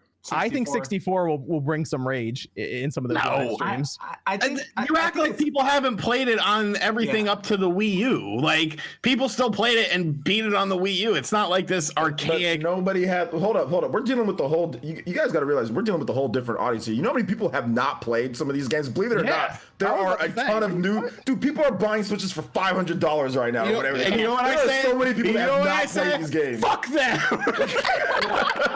I mean, how many? There's a lot of new kids that are 15, 14 that weren't even alive, man, and this is the first time they're going to be playing Mario games. So a kid is going to have more trouble playing a 3D Mario game on which games like Super Mario Odyssey and whatnot are based off of, more so than playing a game that plays like no other Mario game whatsoever that has you cleaning. So that's the game that's going to clean. Well, we all know how Shaw feels about cleaning. Not Sunshine. Okay. Now you know what? That makes a lot of sense. I'm not arguing that at all, Sean. I just want to say that to recycle, I understand why Sean doesn't water like this. bottles. That's what. Recycle, boys and girls. I think if you put the same kid in front of that 15-year-old kid who likes Mario and say, here's Super Mario 64, here is Super Mario Sunshine, I think it might take them a little bit, depending on the controller, of course, because if they have to use the 64, they have to use the controller that it came with. It would take them a little bit longer to adjust to it, but I think once they adjusted to it, I personally feel like they would gravitate more towards 64, because that sort of set the baseline for these 3D Mario games where Galaxy and Odyssey were built upon, whereas Sunshine was just like a one and done sort of weird thing that they never really revisited again with the whole flood. Well, it's coming back. Flood is Where? So what I was going to say is, I think that these games are going to be easier than people remembered. I went and got a Nintendo 64 emulator recently, and I plugged in a PlayStation 2 USB controller, and I made the C stick instead. All the C buttons, I made the other stick, so I could play it like a modern controls. So many Nintendo 64 games are so easy when you just make them have modern controls. I think a lot of this stuff is going to be way easier. All I know is people are going to get real mad when they get to the moving carpet towards the end of Mario 64. And they do something with Clock Tower and they fall all the way down to the bottom. Yeah, I was going to say TikTok Clock. Yeah, I beat it recently again, and TikTok Clock is the only one where whenever you fall, it's just like, oh, I'm just going to kill myself. No, but to be honest, man, I'm really thinking that, like, if you're talking about like kids today, they might think that Mario Sunshine looks more interesting because you got like a water pack on there, you know what I'm saying? Like, it's not just Mario jumping around, like you actually got something like you're shooting, you know what I'm saying? So like Splatoon. You are shooting. I think kids might be a little bit more interested in bright. I think you might be on the wrong side of this, Sean, when that game comes out and people are like, wait a minute, this is like Splatoon. I'm here for it. They're But just that's running around not with Mario But that's 64. not Mario. It was I a think- one and done thing. It's the weird uncle of the series. They're bringing Like, it back. They're solving it for you. They're bringing it back for you. I think for people who didn't grow up playing those games, like my son, for example, he's 11 years old, and I hooked up my N64 and he tried Mario 64, and after 5 minutes he was done. He was like, nope. He was like, this is boring and it's ugly. But then he tries Mario Galaxy and he's blown away. He's like, oh my god, I'm going to different planets. Mario Galaxy's the best one. So Exactly. Yeah. And but he plays Mario Odyssey and he's like, oh my god, I can take over. Like, I don't think there's going to be a huge audience for people who have not played Mario. Like, if you haven't played Mario 64 and you pick up this collection or whatever it's going to be, and you start playing it, you're immediately going to go, oh, this is ugly. But like for us, there's that, a lot of us grew up playing these games, so there's that nostalgia factor there. Yeah. Like, I'll play through them all again, you even could if say they the don't same- remaster it. you could say, I mean, look at the whole Fine Bros Teens React series to where they're playing NES games. They're like, oh, what's this? Blah, blah, blah. Like, you could, obviously. Fake ass. Sorry, excuse me. Anyway. Well, they're gonna come after you. I'm sorry, but you really trust what's going on? I mean, I know I don't, but Obviously, nostalgia does play a part in it. I was 12 or 13 when Mario 64 came out. So I was I don't know. I'm not good at numbers. But yeah, like I'm not good at a few things. the first time I played Super Mario 64, I was like, holy fuck, this is amazing. Sean, you see that take by MVG in the chat? Put some respect on that. They added in Mario 64 on the DS was fine. The controls are horrible on the DS. You could play as Yoshi, and We had this- They are That was dope. absolutely horrible on the DS. I would sit in this little the cafeteria at the community college I went to. You could smoke in there, so like I would just go and I would just sit there with my DS. It was my blue DS, and I would just sit there and play Mario 64 DS, just chain smoking, going get a slice of pizza. I never went to fucking class, but like that game was great. And that's why you can't do math. Yeah. Hey. I know something. That game Everybody existed smashed on the the like DS. button. That was a good one. That game existed on the DS just so they could show that game could exist on the DS. It's a great tech demo. I Yeah, applaud you know it what? for that. Max is right. If you like Mario Sunshine, hit the like button. Yeah, exactly. That was we a go. good burn. That was a good ass burn. I'm smashing Show Nate how many likes you get Whoa, for liking Sunshine. RGT, MVG, we are in the same camp. I'm playing We are the Sunshine. Sunshine I'm on it. I don't hate the game. I just think it's the You guys go to a boring summer. out of It is the Odyssey. worst 3D Mario game. Yeah, I mean that's But not it's saying still that a it's great Mario game. So. Exactly. That's not saying that it's dog shit or something like that. Yes. But No, Nate, for Nate me thinks the game's personally, nostalgia. my list, I would put it at the bottom. Something has to be on the bottom. So it's the best 3D Mario game on the GameCube then. Yeah, I'll give you that. Okay, thank you. We're good. You know what's really interesting about this whole Mario 35th anniversary thing is that if you read what Nintendo said, or if you read what the rumors say anyway, they mentioned all the 3D Mario games, but then they also say other Mario games to be released on Nintendo Online. So I start wondering, like, do you guys think it's possible we'll finally get games like Super Mario RPG? Mario's missing. We'll get Hotel incoming. Mario. We got it. Mario was Mario, missing. baby. Mario was missing. Love to Mario. Mario Paint. Where Mario Mario teaches Paint would be cool. Mario need to- teaches typing. the Mario Virtual teaches Boy. typing. The Virtual Boy stuff. Those games are Oh yeah. What, the Wario Land Virtual okay. Boy Oh, game? bring back all the Super Mario Lands on the Game Boy. They will probably go into the Game Boy, I assume. So you might get like Mario Land and stuff like that. That'd be kind of Two neat. and three. 6 golden coins, or Yeah. 6 golden coins is Can we get Wario Land 4 remade already? I would love Wario Land 4. I think I would Game love Boy a is- Wario game. Where has Wario Like a been? solid Wario He's on game. retirement. Like You know, what was the Wario's last one? I know Shake it. exactly. Wario is sitting in the cafeteria eating that pizza, chain smoking cigarettes, man. I mean, he can't be at games right now. So we're gonna see, Sean. All right, on this, or we move on here to Paper Mario and stuff. We're gonna see what people like more on this collection when it hits. Galaxy obviously is better than either of the other ones, but I'm curious people's takes on Mario 64 versus Sunshine on this collection. Just drop the tweet likes for Sunshine and retweets. No, for you 64. have to wait for the shit to come out because it totally depends on how much they do with it. If they bring something like Super Mario 64 up to a more modern era, you can't compare an N64 game to a GameCube game on a graphical perspective and be Then like, why are you comparing a GameCube game to a Because Wii I'm game comparing to a Switch gameplay. game? Because I'm comparing That's what I'm gameplay asking value. for. Which one draws more people and which one people like more? Mark my words. Andre from Game Explain and I will make sure Sunshine does not win. Whoa. Wow. Okay. What does sounds that mean? What Shady.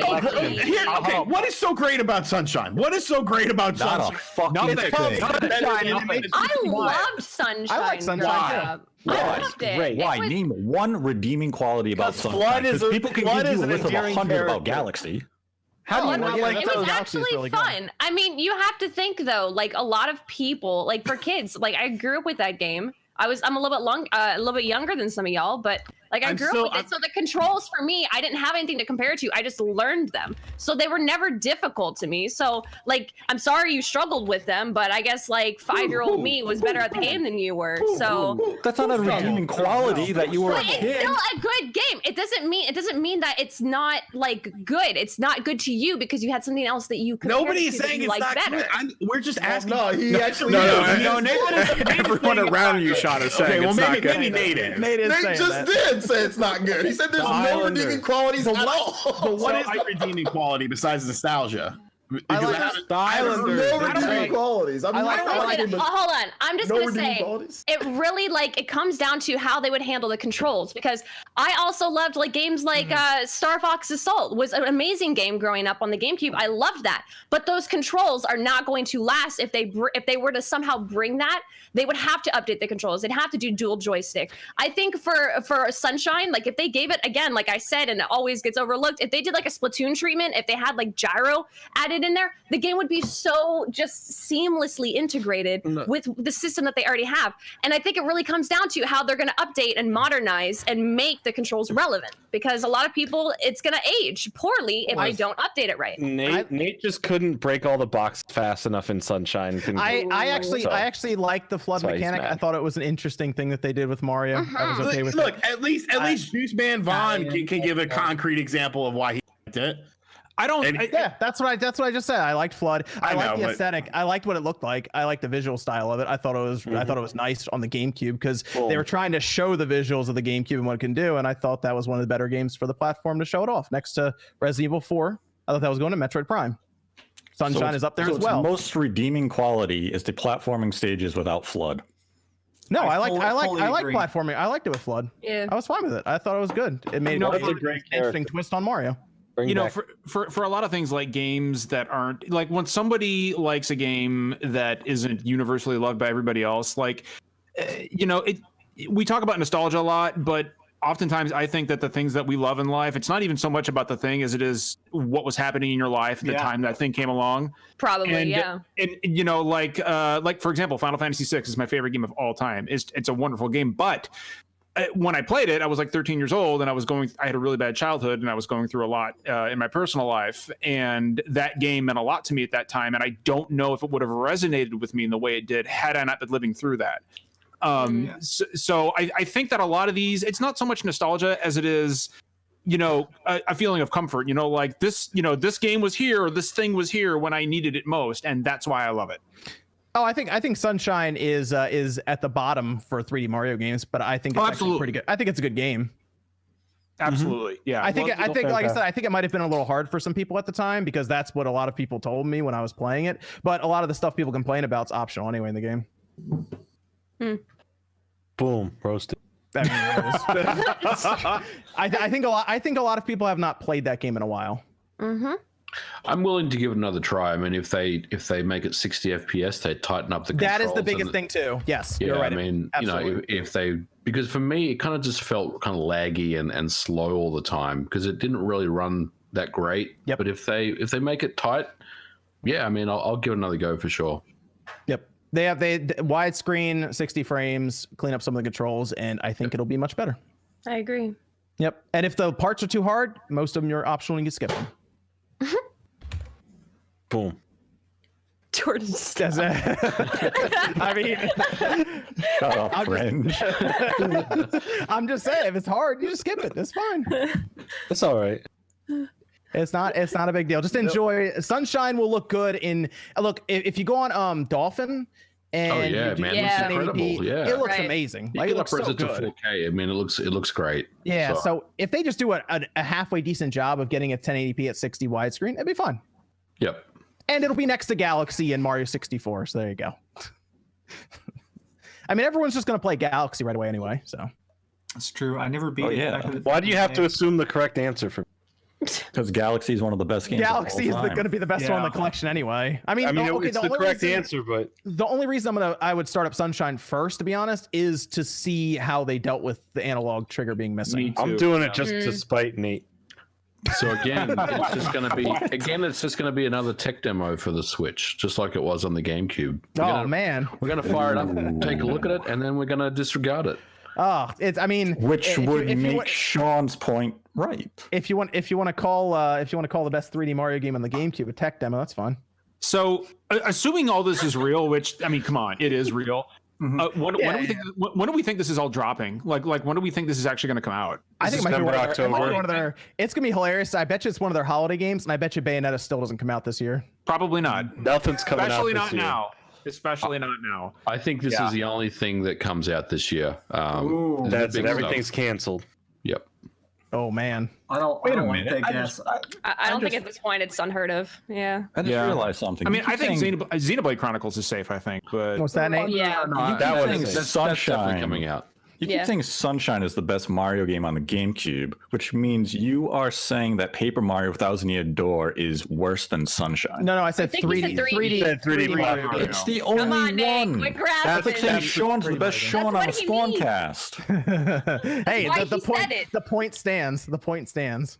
That's a point. We'll take it. Boom. Shut up, Frank. I'm keeping tally. This is the second Sunshine debate you've Okay, lost. so I did not lose this debate. Hey, You Sun- always Sunshine- lose. Sunshine I'm going walked to out bring looking on the pretty big good. gun. I am bringing Andre on this. You think and he I'm will scared of smoke you. Andre Do the it. Get him on Giant? here. Sunshine looks Yo, pretty what good. click man. is that? I gotta What is say. Jesus. What is that? What's the, They were asking what it was. It's That looked like a clicker from. no, it's the rest of my it's the rest of my sausage and peppers. Did you just like hoagie. scoop up It's all the got- vomit and put it on some bread? Like, Did you go to? It's got sausage, peppers, sauce, and mozzarella. That looks like you went to Subway and said just put everything in the bread. Yeah. in a blender on the sandwich? I get it from I the don't want to wake up in the morning. Just put Well, everything in a tortilla. let's let Sunshine come out and see what they do with it. We'll see on the collection when that Well, hits. they can't make it any worse. I can't wait to I mean, see some they- there direct you go. footage That's of it. optimistic. There you go. I mean, they definitely can. Oh, okay. I think Not you know, really. the thing keep it the is, same. either way they go, we're gonna like come out winners on this, because if they just emulate the games, well, then it kind of implies that we'll get N64 online at some point and GameCube online at some point. I guess. But if they remake and then HD eyes the games, make them 1080p widescreen, then you're going to get a much better experience than you did back in the old days. So either way, I think it's going to be win-win for I everyone. want It will be 4K. interesting. It will be interesting. Yes. 92 on Metacritic though says it's a must play. All right, moving on. Why don't you read the review at the bottom of the Metacritic page? Oh, wait. Let me see. There it is. You know what? Here it is. Game Game sucks. critics. From I Nate. trust the a one name that- like that. I just that the one- realized. Hold on, this should have been higher than 92 then. No, it shouldn't. I don't know. Some of these reviews look kind of suspect. I don't know. It's like that Yeah, Paper Mario situation. all The over review again. at the bottom of Metacritic is the one that Nate just dropped 5 minutes before the show All started. right. I hate it. That review, that summary right there is the perfect. It's perfect. It's quick exactly question. what's the Perfect. game. Because I wrote it. What's Super Mario 64's Metacritic? 100. Just out of curiosity. About Probably, a 32. probably. What is it, like a 95 or something? I would say like 96 or something. it's up there. Yeah. Oh, it's It Supposed to go is by Metacritic a- score. Nate and me and It's a 94. we win. That's it. Game over. yeah, but Nate will also agree with me saying that Link to the Past is better than Ocarina of Time. It is. Yes, Link It to the is. Past is like the best Whoa. game of all time. Whoa. I disagree. It's Phantom Whoa. Hourglass. Okay, Jordan. Ooh. Boom. It's a joke. Wind But Waker. you I mean, all- and Wind Waker's all the best played a Zelda. Link- So You all played A Link to the Past when we were kids, though, correct? I just played it. Oh yeah. I didn't. What? The doesn't first time I played it, I was 18 or 19, something like that. So I don't Okay. have Never that same played it. nostalgia. I don't have. I beat it as a kid and enjoyed it, but I feel like I don't have any nostalgia attachment. Whereas I will say I have a lot of nostalgia for Ocarina of Time. That was the I first one remember- played solo. I remember. So here's a funny story. I came home. God. I came home from school one day. I was in 8th grade, and I had a subscription to Nintendo Power. And I came home, and there was a box from Nintendo at the front door, and I'm like, "The fuck is this?" And it was made out to my mom, but I was like, "Well, they must have meant to send it to me instead." So I go inside, open up the box, pull it out, fucking the gold Ocarina of Time sealed, and I'm like, "Holy fuck! They sent this to me because I'm a Nintendo Power subscriber." So I started like freaking out. I called my mom up at work. I was like, "Mom, guess what?" She was like, "What?"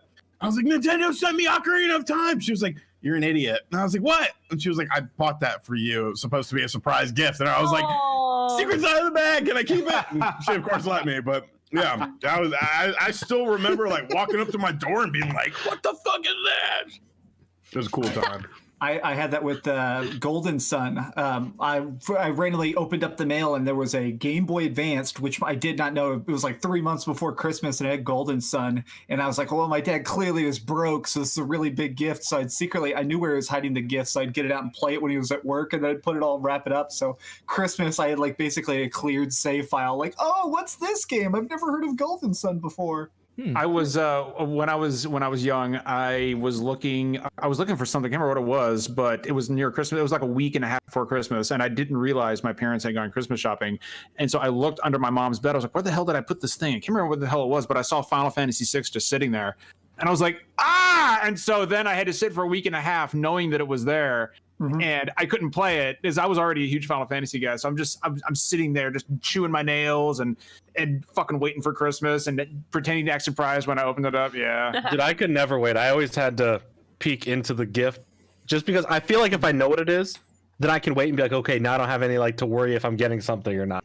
Like I just need to know, and then I can wait. If I don't know what it is, it gives me so I get so much anxiety if I don't know what it is, and I'm like, is this what I want? Is it not what I want? A surprise. I hate surprises. If you surprise me, you hate me.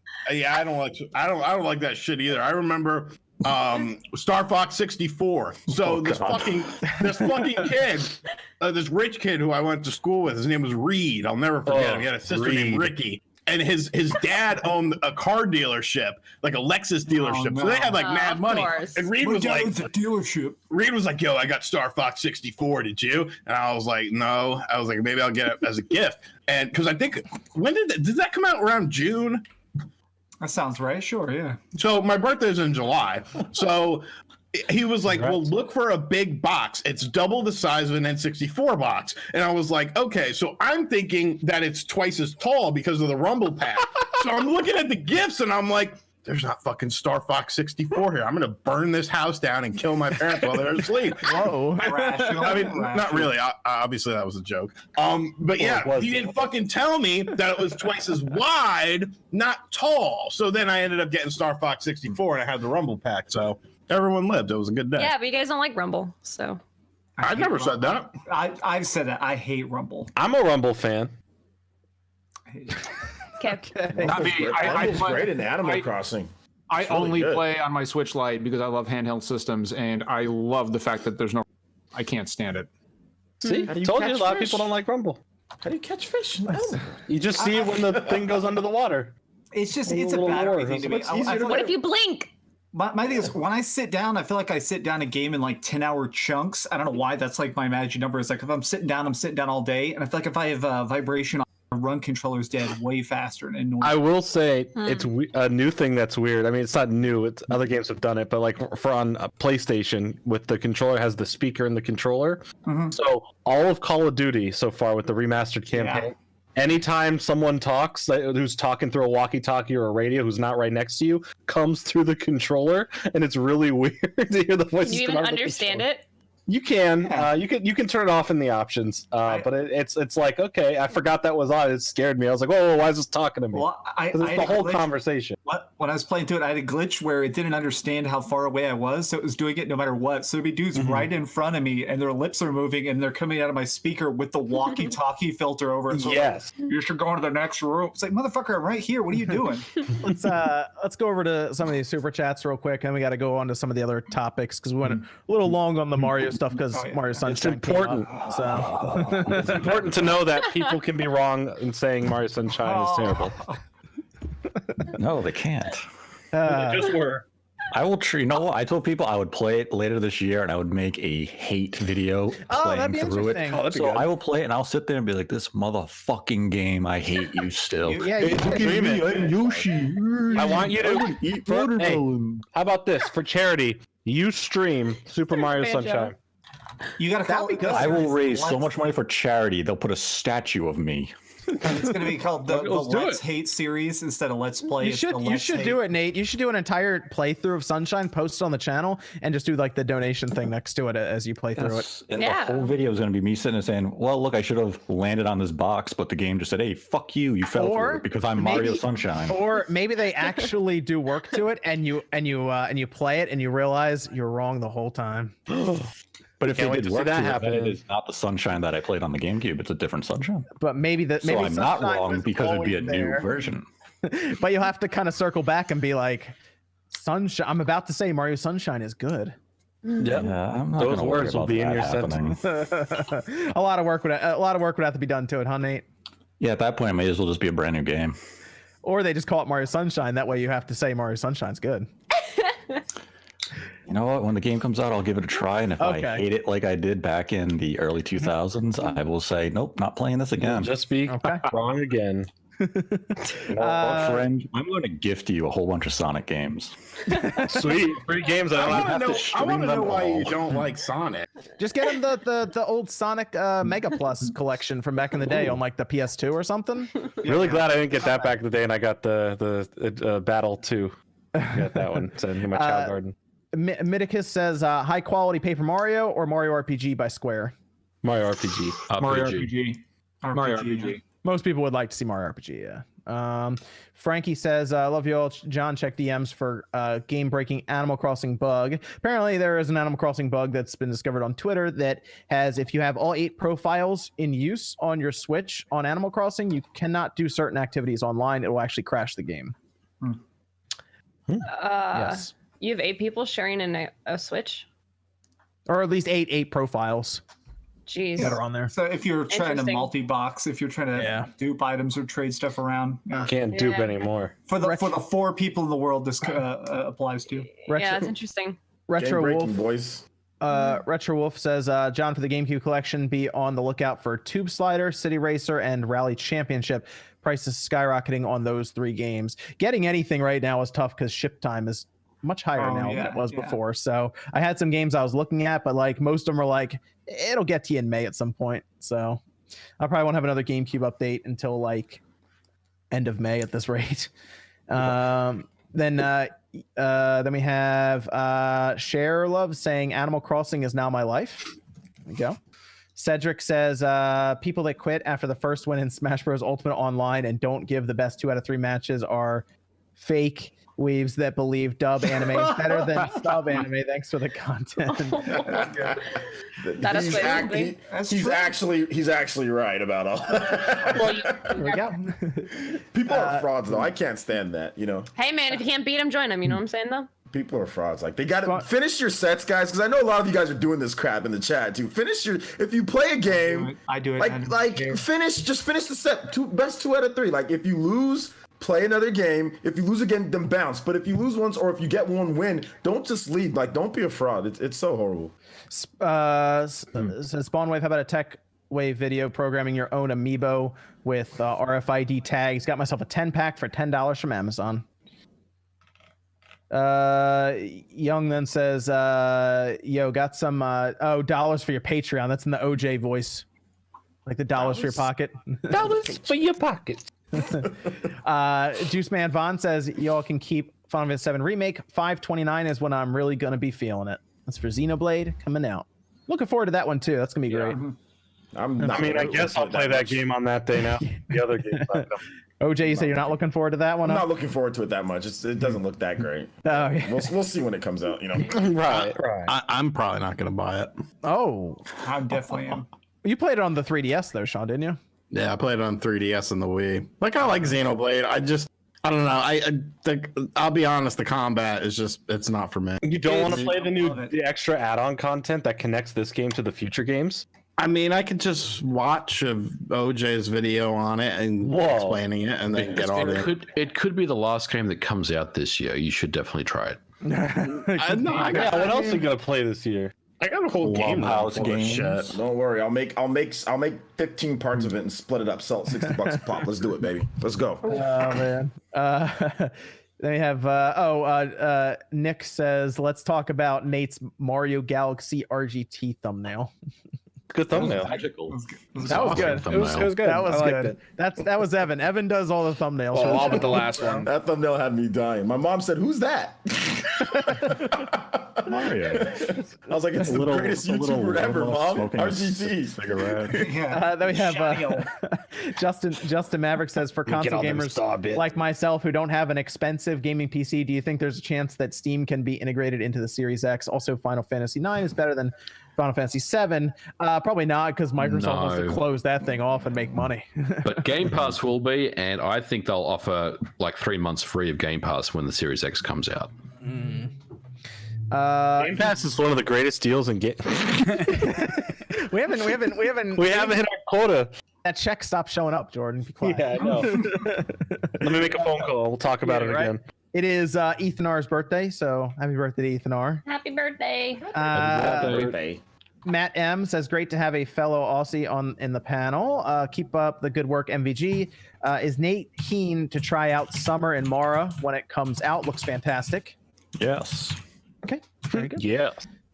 Shut up, Fringe. Mirror Shield says, could Animal Crossing be Game of the Year with its sales number? It should at least be a nominee. Yes, Oh, yeah. absolutely. Absolutely. Unequivocal. Yeah, I think it's. I don't know if it's based on the sales, but it's going to depend on what else comes out. The rest, I mean, like if Nothing else is coming out. Right. well, like let's Imagine say Last of Us drops, let's say Cyberpunk drops, Xenoblade. I mean, you never know. Xenoblade and FF7 could end up there even too. You never know. Well, Hey, when I did my FF remake demo video, I said this was a Game of the Year contender, and I got destroyed in the comments for that as well. But hey, Really? Quit destroying him in the comments, y'all. He's Yeah, so right. evil. yeah, why you gotta Dang. destroy him in the comments? My favorite was somebody said, "How dare you give your opinion on a game unsubbed?" Just as like such a lame- no. How dare you speak your mind? He had to Literally have been just, how dare you give an opinion? He had to have been Yeah, that has to trolling. have been Like a they troll said, like he statement. was on drugs or he was trolling. There's no way. Justin Sim says, looks like I'm playing Mario 64. Absolutely. Good one, Justin. I will be interested to see what they do to that when it comes Like out. greatness. Eric says, revisited Sunshine today. I almost rage quit when you have chase down Shadow Mario. Thank you. No, it's the greatest game ever. No, stop. It has so then- many redeemable God qualities. forbid a part be a little bit hard. To follow Hey, that Fringe, up. shut up. To follow that up, Juice Van Von then says Sunshine was great because Flood made the platforming fun and creative. Yeah, he made a better example than all you other people did. What did you like about video from Giant What did you Bomb. like about Sunshine? Oh, it looked good on the No, I said GameCube, Flood. and it was I said Flood. Yo, Flood's fantastic. Excluding you. I liked Flood. I can show you a video from Giant Bomb right now where Mario falls through a fucking platform for no reason, and they all react saying, "What the?" I can show you so many Oh no, our games that game's have got a issues. bug. Oh god. The whole game is a bug. The whole game is okay. Slippery slope. It's a blistering boil on Miyamoto's ass. Miyamoto's bro, you don't gotta disrespect Miyamoto like that. Man. Yeah, He felt dude. disrespected by the creation of that game. He You even don't gotta disrespect him like that, Wow. bro. Goodness gracious. Wow. So Nate, you don't like Sunshine, but you like Death Stranding. Yes. Okay. well, hold on. I like Death Stranding. I like Death Stranding too, but I also like Sunshine. Yeah, they're both very similar games. How could you not like both? It's 1-to-1. It's a one. Yeah, that's Sunshine- exactly right. Death Stranding. Everybody just says this is the Mario Sunshine. What's the difference between Flood and then carrying all this stuff on your back? Nothing. There you go. See, there we go. Very similar games. I agree. Very similar games. Both have Norman Reedus. They do. Similar. Shadow of Nexus says, "I like the voice acting and deep story in Sunshine." See, there we go. Yeah, I love that voice acting. Corsonic says, Nate for Mario Sunshine, who taught you how to hate because it isn't in your blood, not a part of what you're made of, I think, or just says me. Mario Sunshine taught me how to hate.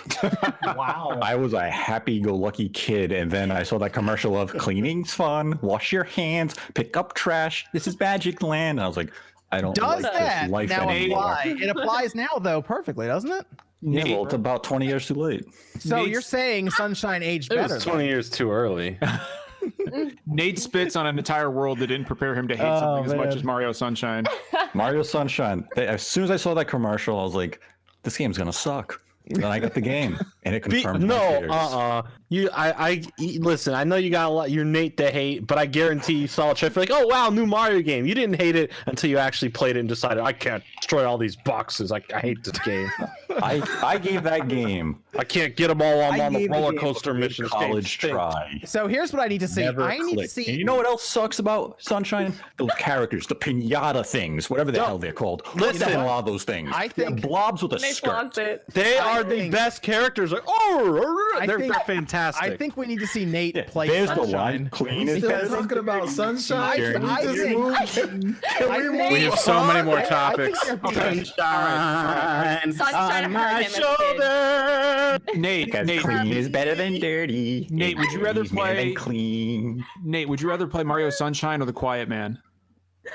Oh, The God. Quiet Man at least has like Don't defend the Quiet Man. Don't. it's a do that. terrible game, but at least I can laugh at it. Don't Oh say my it. God, you're gonna defend. You're gonna Oh, okay, you went down on that hill. Look, this is where your argument gets thrown This out is the the window. hill. Boom! We won once again. Moving on. Nate's Tally gonna be 3. playing Sunshine. Like they fix everything in Sunshine, right? It comes out. Nate's gonna be playing it, trying to hate it so much, and he's gonna come to the realization that it was a good game all along. It's gonna be like, guys, I'm not gonna lie. I actually really This enjoyed is my not time with it. Christmas in the Grinch. I I'm think not we have going to to realize I that. think. Your heart's gonna go 8 times the I size. think that we day. gotta see It's Nate 3. play this game because I have a But feeling. it's gonna be. I have a feeling it might be too hard. I will beat the game, and I will never smile. I won't even laugh. I will hate every minute of it. You And then gotta, I you will gotta live take it stream it when it out. comes out. I will take the game out of the Switch, the GameCube, whatever platform I'm playing it on. I will throw it in its box, and I'll throw the box away. But the box might have Galaxy N64 on it. I'll buy another copy just to make sure I have those two.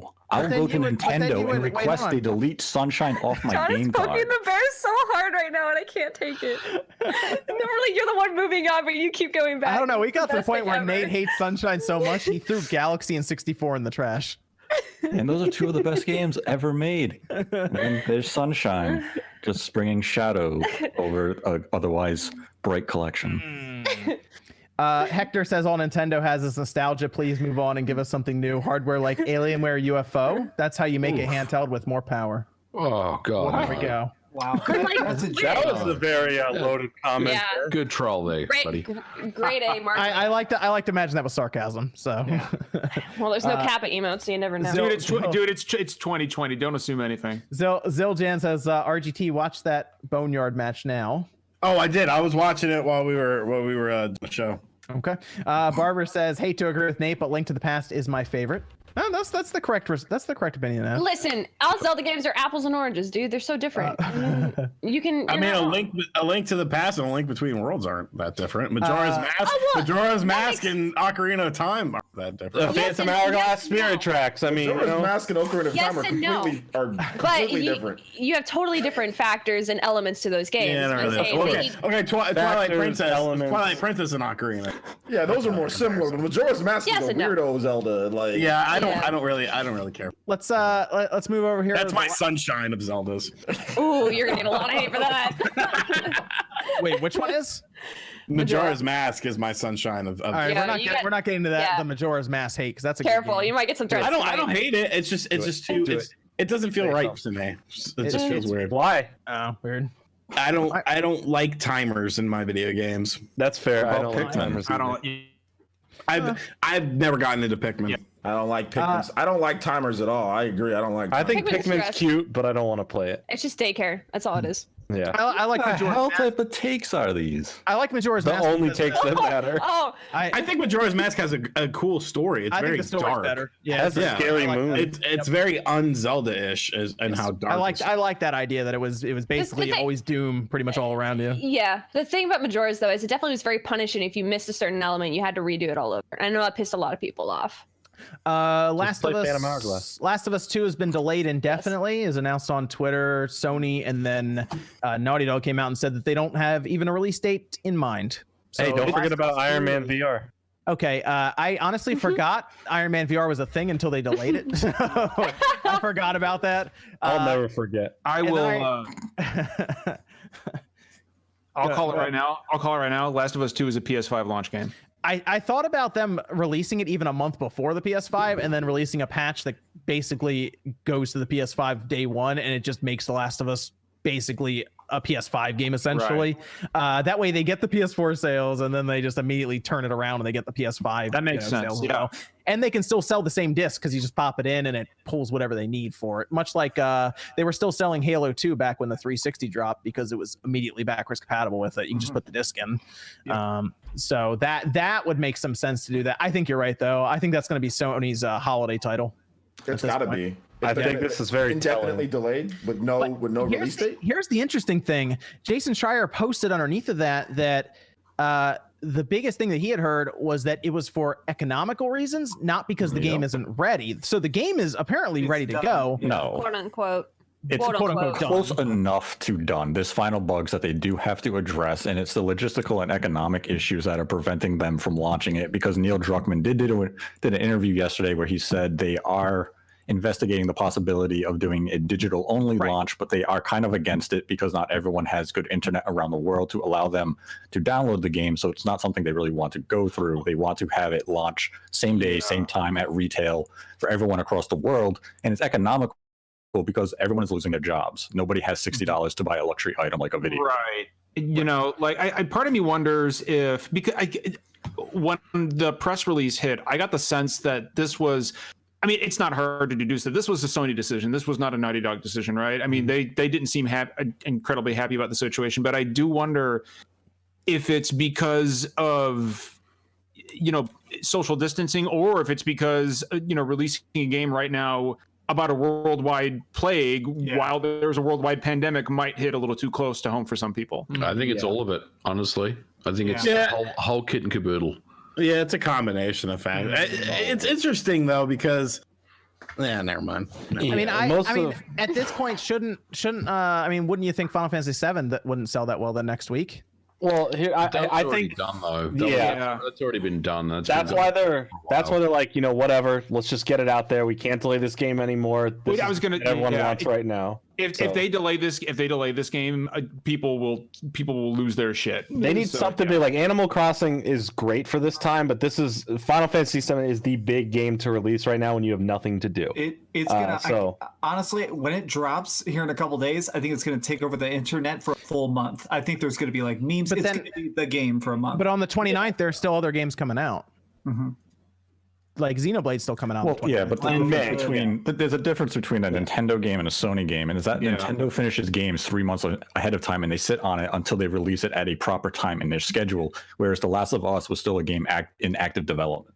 So they would crunch to the finish line, basically get it done, put it out there. Whereas Nintendo will sit on games for 6 months. We've seen it. They sat on 3D. I mean, they've been sitting on Metroid Prime Trilogy for a year and a half. I mean, yep. Here's something I find interesting though, is that I do feel that a lot of it is because of economic stuff. You know, who wants to pay $60 when people are losing their jobs and shit. But to me, I'm almost thinking the opposite. Because right now you have so many people that are at home, so many people that are quarantined. Let's say that this game does come out, in a couple months, late summer, early fall, something like that or whatever. And the world has now gotten back to some semblance of normalcy. I don't foresee people wanting to necessarily buy video games during that time because they're going to be looking for forms of entertainment that they could not have during this time of social distancing. Things like vacations, going to the movie theater, yada, yada, yada. To me, it seems like video games would be a better focus for now because you're literally stuck at home. You can't do anything. The other side of that spectrum right there is the fact that... Are you saying I'm on the spectrum? That's not what I said at all. Don't put that out there. Someone's gonna take that in the wrong way. But the other side of let's just say the other side of the coin, all right, is right now when a lot of people aren't having paychecks coming through and that we don't know when certain things are gonna happen and we're only getting allotted so much for these relief checks coming. Why would most people their first thought would be I need to save this money and use it for important stuff and food or bills if that needs to be paid or whatever, rather than go and buy anything entertainment wise? So there will be people who are doing okay without getting money right now that can afford the luxury of getting a $60 video game or renting a $20 digital movie or whatever. But when life returns to some sort of normalcy, people will go out and spend money and the economy will boost back up. The movie theater industry is going to be completely destroyed by the time that reopens. That's a different podcast. But with video games things right like now, vacations and going to that's going to happen. But people are still going to play video games. I think I think what you also have to kind of factor in is let's say we return to normal in the summer months. How quick is the mass population actually going to say everything's back to normal? I can't wait to be in a crowded mall again. People are going to slowly transition into normalcy. Are they? Look at Florida. Florida is literally just party people who went there to party. Bugs Bunny has been trying to saw Florida off the friggin' country for years. Hold up One a day he'll second. succeed. Most Floridians go to the beach like 2-3 times a year. Floridians, we're tired of the beach. The people who are going to the beach and who are crowding our freaking tourist beaches, not even the nice beaches. Those are all y'all from up north. That's what I'm saying. They're not Floridians. People indigenous to Florida. They're not Florida, man. They're freaking New York and New Jersey and Tennessee and all these people. Quit it! You guys are putting sawn off gifs of Florida in the chat. No, ew. What'd you it's say? not Florida, man, dude. Get out of here. Oh man, it's gross. But they also mentioned that it would be logistical things around getting producing and getting the game on the shelves as well, because they would produce a lot of copies of these games to put out there.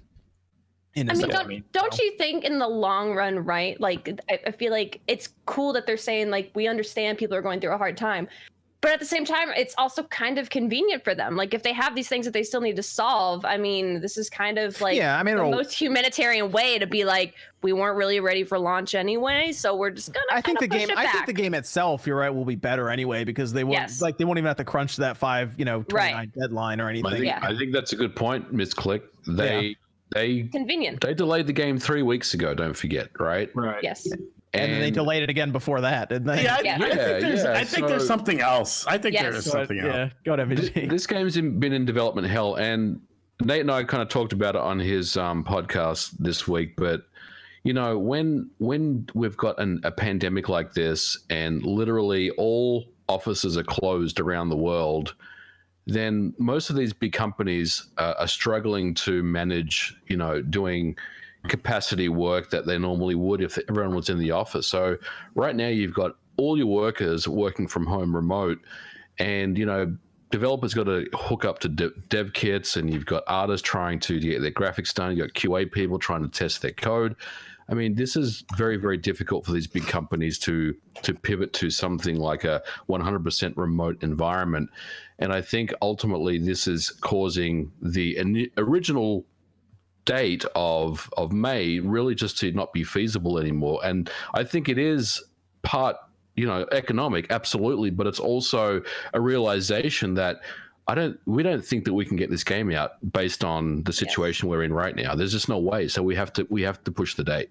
So this is the first of many as well. I think this is the first big game. And this is going to set the precedent for the next batch of games. I kind of made a joke that Xenoblade was the last game that would come out this year, but I'm kind of not joking about that as well, because I feel like nothing is really guaranteed to come out this year. Honestly, there's no way that the games that have already been pushed to September and later this year, like the Avengers game, like Cyberpunk, those games at this point, with how everything is closed, like they're not finishing those games this year. So is Ghost of Tsushima coming out? I think Cyberpunk will, because they've talked about how that is. I don't know. Cyberpunk has had a very rough development, and I don't know if they'd be ready with you this think Ghost of break right Tsushima now. though, like Sean said, that might get That's getting canceled. That's getting pushed. I bet you that moves to August at least. 100% that's getting pushed.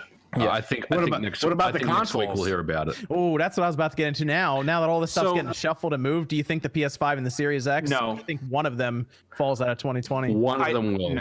I think PS5 is fine because I mean Sony's already, I mean, they seem pretty ironclad on it, and they've already stated their production in China has ramped up to just about what it was before they shut down. So I think there might be like constricted supplies, but I do think it's going to launch this year. But what about the overheating? It's overheating. It's catching on fire. That's blowing up. Shit story. It wasn't even a story. It was a YouTube comment. It's nonsense. It was nonsensical. It should never have been given attention. I think if they have to, the PS5 will launch with 500,000. I think if they have to, 500,000.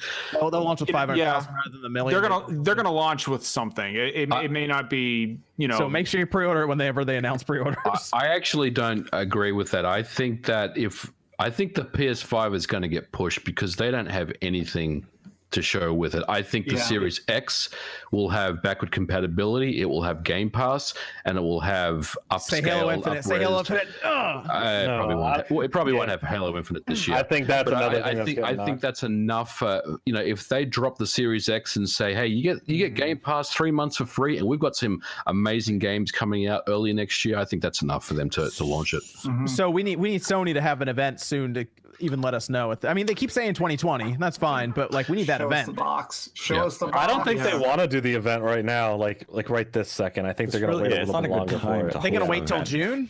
I think they're going to wait till around June at this point. We're all inside, late May. man. Do the digital presentation. We may all be in Mark Cerny come out there for another. We all still may be inside come June anyway. So I think, when you talk about all these games getting delayed, two things are this is gonna change the industry going forward, and in ways we're only just kind of starting to figure out.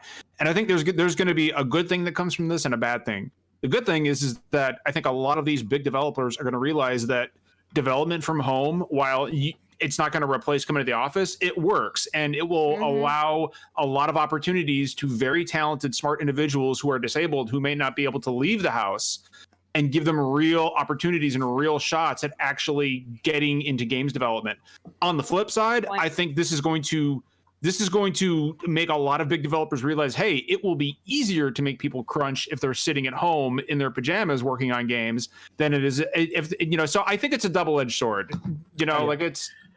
I've heard games writers on the other side of things. I've heard a lot of stuff in the industry. A lot of people are having conversations now of like, we're still getting a lot of work done with no physical space and no physical meetings. So I think permanently. What's the big deal about working 14 hours if you're working from home? It's not a big deal. Exactly. And I think you're going to see a lot. Unfortunately, I think you're going to see a lot of that. This is only this is only one industry that's getting completely changed by all this. The world. I'm going to coin a phrase. They're going to call it couch crunch. Watch, mark couch crunch. They're going to call it couch crunch. At the end of all this, the world is the way we work within the world, the way how we go about doing things, the way how these companies go about making games or movies or whatever the industry is going to be completely different. If you were scared of that digital future, that's already going to come faster first with the movie side now. Yeah, that industry with the theater industry, even if like movies come see our theater, it's not happening because these companies have already lost $20 billion. You're mentioning that the family got to watch Onward, right? Today. So what was on Disney Plus? I was like, the funny thing is, right after, the funny thing is they put that for $20 purchase the last 2 weeks, right, for digital, and I was like, wait, just wait 2 weeks. They said they're going to put it on Disney Plus, and so many people bought it. And then now they're mad today because it's free on Disney Plus. I'm like, they told you it was going to be free. Yeah. Why did you buy it? Though, they just dropped it on their sub service. It's a test. They wanted to see how many people would buy it versus how many people would go and get up to their service. They have still decided not to put their I would big rather tentpole movies like Black Widow straight to streaming. I would rather just spend the money to stay home and watch something. But I agree. I totally agree. Yeah. I don't want to go to a movie theater anytime soon. Let's let's transition over to E3 because we're running a little late here. Now that we're talking about the industry changing, it does appear that E3 was trying to get something together at the last minute and they were unable to. And Mike Futter on Twitter mentioned this, that they had a pitch that included Good Morning America. Oh God. Okay. And several other ways for people to access the information. And they pitched it to publishers and all of this. And it sounds like the publishers just said, nah, it's all right. And then IGN announced their thing. So IGN's basically going to do their own E3. The ESA is just standing there unsure what's happening or what the future is. But they did announce the dates for E3 of 2021. And I honestly question how many people are even going to go to that. So Mike is a friend of mine, and we've talked behind the scenes about what the ESA is trying to do. And literally what they are doing right now is throwing ideas at a dartboard and seeing what looks good. Like, they have absolutely no idea how to weather the storm. That sounds bad. It's, honestly, like, this started back when Sony pulled out of E3. I think that was the start of all this. Nintendo had already figured out that they could still do what they needed to do at E3 without actually being in the building hardly. And everything just started snowballing from there. I think this is going to kill E3 a lot faster than it would have had it not happened. Sure. Having said that, I do not believe there's going to be an E3 2021. Well, I think they already announced it. Sure. But, I mean, you can announce anything and delay it or cancel it. If people don't show up, what do you do? Not only that, but if you're a games journalist, how could you ever trust them with your personal information ever again? Exactly. Like that was one of the final nails on the coffin for people in press who went there, is their personal information just completely was gone. It was all out there, and that's awful. So why would I want to come back or trust the ESA to house my information? Let alone, why would as someone who's been to E3, I'm like, okay, it's cool, but it's really not that great of an experience after you really said and done. Like, to get to play stuff, to get to do a lot of things. It's a cool showcase, but I feel like we're all really excited about it when we get the presentations that aren't E3. Those are just before E3 presentations. Then you have the show floor stuff where you get interviews and good knowledge. But do we really need it at this big event anymore? And now, instead of selling it like they should have done, they could have made money by saying, okay, listen, ESA, we can't run this anymore. We need to sell it off and get some money for this. Now they've just lost it. Yes. They can't even sell it anymore because IGN can host this whole big event. They have so many ties, and it's just going to be IGN presents whatever they call it. They can't call it E3, obviously, but they can call it whatever they want. But I wonder if they could eventually, as we go along and E3 starts to go away in general, I wonder if IGN could actually buy that name from the ESA and use it. I want to see. I think it's more likely that PAX would step in, like they've already tried, or not PopGen, but ReadPop would step in and try to fill that void themselves. They tried to buy it at one point, didn't they? That was the rumor. I mean, here's the chance.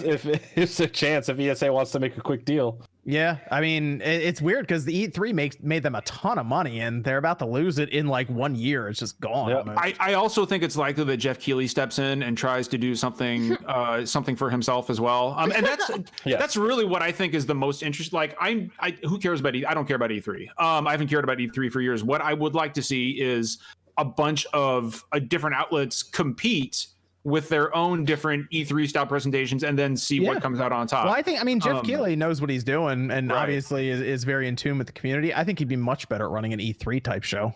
God, I'd watch it. I'll be straight up. Like, if he had the main event, because I mean, if you go to like the Game Awards, he's done much better at growing for announcement. I mean, they got to announce the Series X there, but like if you go to like he'll host his show at Gamescom, and they don't really have like great announcements during that one. I mean, he had like the Death Stranding stuff, but like, what was it? Sega's like strategy game or something they announced that was like, right? It's like, all right, I guess so. Yeah. They hyped that game up so much too, man. Like, it was like, I guess, okay, but like if he had like E3 and those kind of announcements and kind of put all that together, he could probably put together a pretty cool show. And I bet you could convince some of these places, whether it's Nintendo or Sony or Microsoft, to do something a little extra there or something as well. So he'd be cool to have doing that. So, people give Jeff Keighley a lot of grief, like, oh, the Game Awards is full of ads and stuff. But I mean, like, look, you need that stuff to generate revenue. The man knows how to put on a show.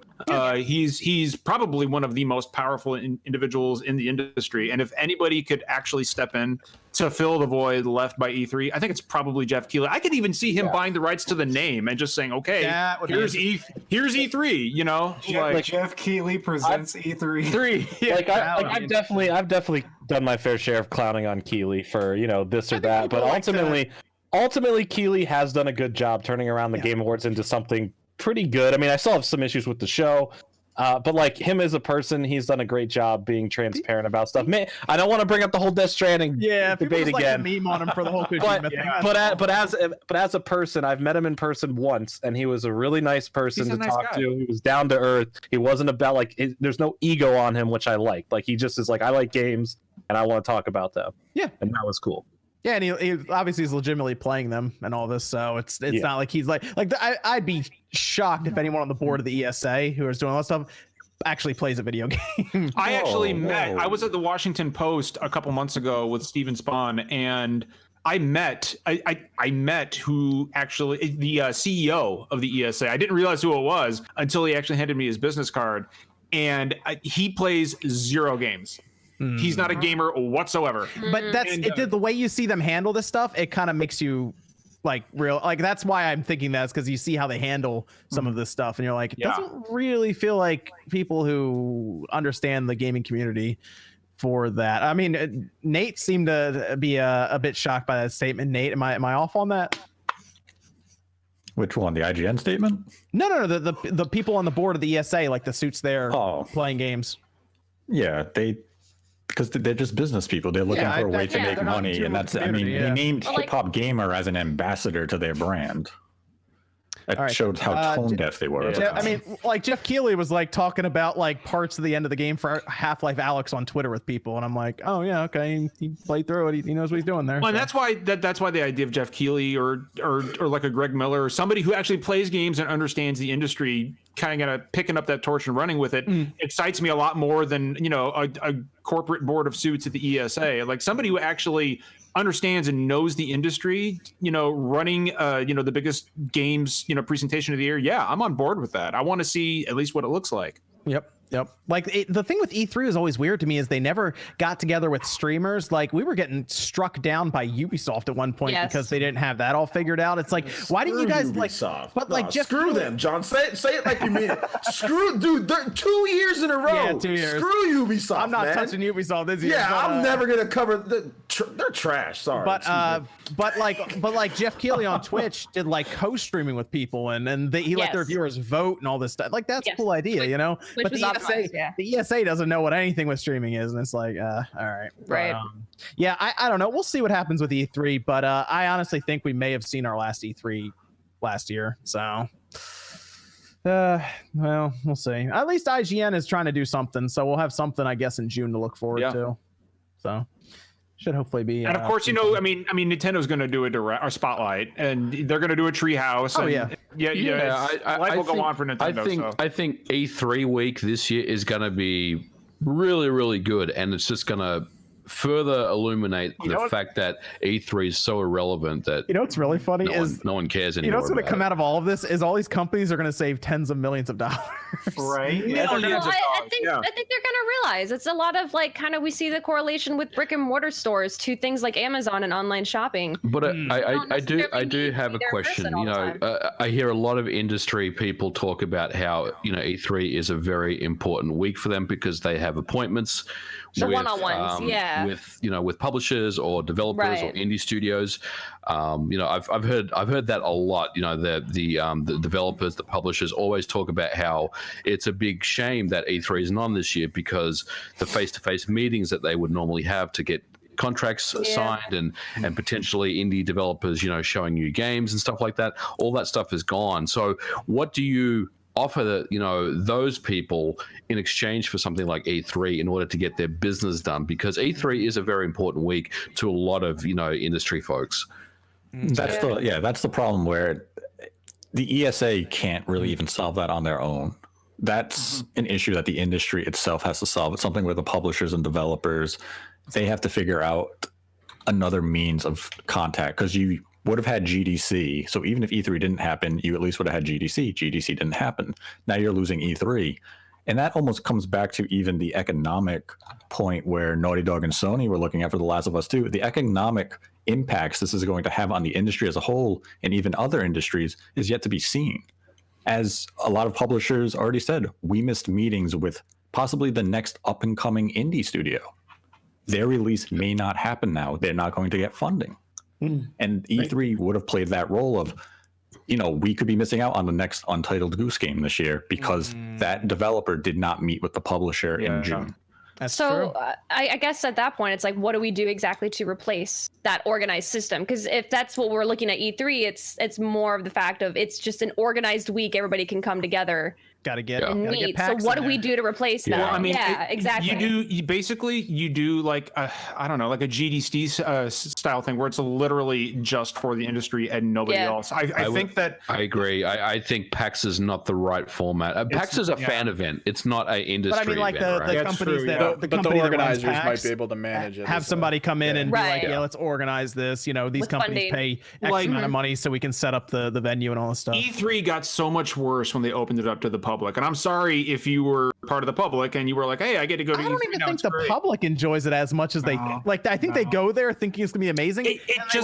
They wait in line for 5 hours. It just made it impossible to get to appointments. It made you had to leave for your appointments 45 minutes early because there's suddenly 200,000 more people there.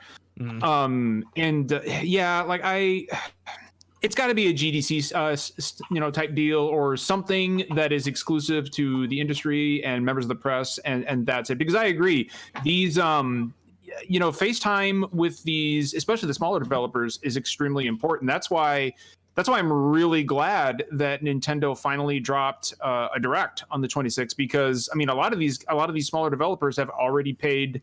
I mean they're relying on this kind of marketing, and I am afraid. A lot of people say, oh, well, with everything happening with the pandemic, it's it's the indie game's time to shine. I'm not so sure, because when you meet with publishers, you have to give them proof of concepts. You have to give them hands-on time with their game. I mean, I don't think it's going to work out the way for indie games and indie developers the way people think it will. Okay. I just don't. Evan, do we have any Discord questions left Got over? a decent amount of Discord Okay, questions. Yeah. we can run through them real quick before we finish up here.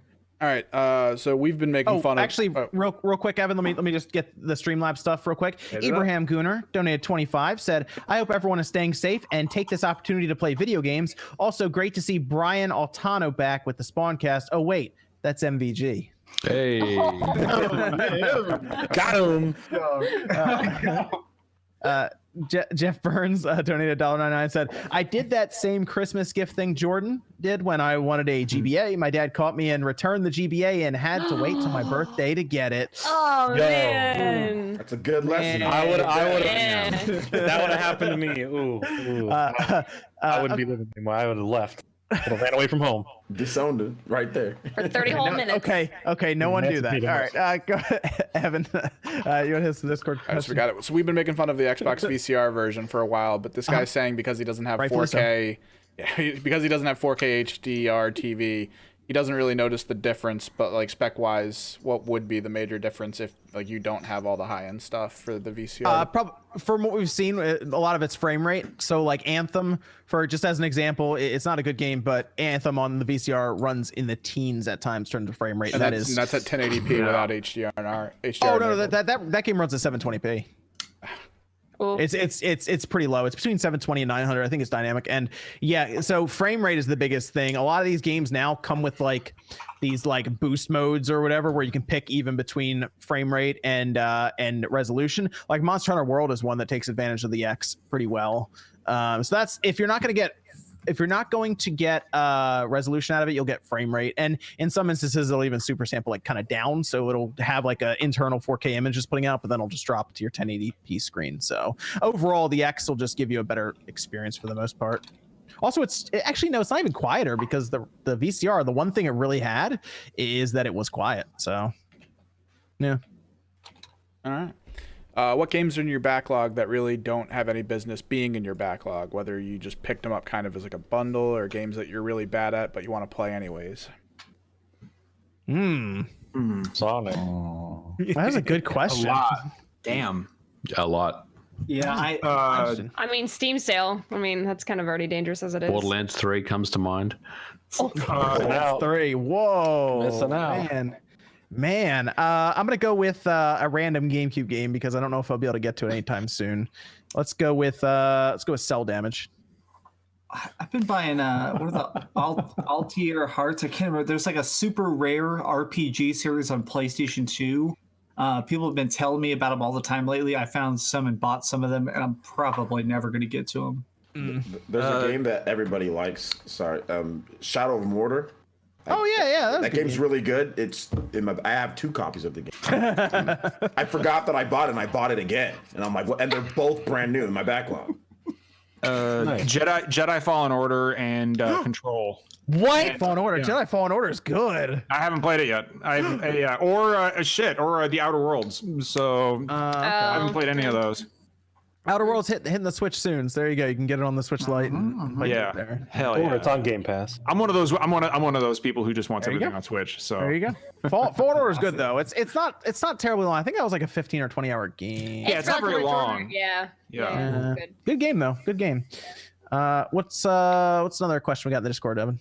We kind of touched on this. It's video games industry and the modern climate and the things we think might change. But this guy brings up maybe the potential that we might not see as many new IPs or stuff coming out in the future just because companies might kind of retract and focus on things that most people know they're going to get. It's tough because of how expensive games are getting to make. It's like I feel like so many companies just like playing it safe. Like we all heard that Borderlands 3 cost $140 million this past week, right? Yeah, why did we talk about that tonight? Honestly, ran out of time. There's a super chat that's going to come up that's about. Okay. Yeah. Yeah, $140 million. Because I got some stuff to say about Randy. Oh gosh. Randy.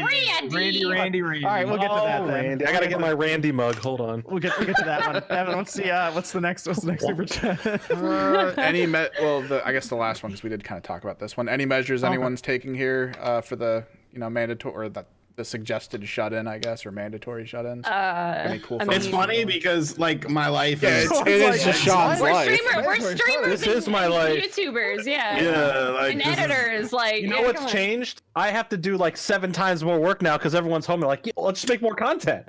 Yeah, you know, I saw on Twitter earlier today. It's like, once all of this is over, it's going to be a lot easier to describe what we do for our jobs. Because everybody else had to do it for like months. Like, what do you do for a living?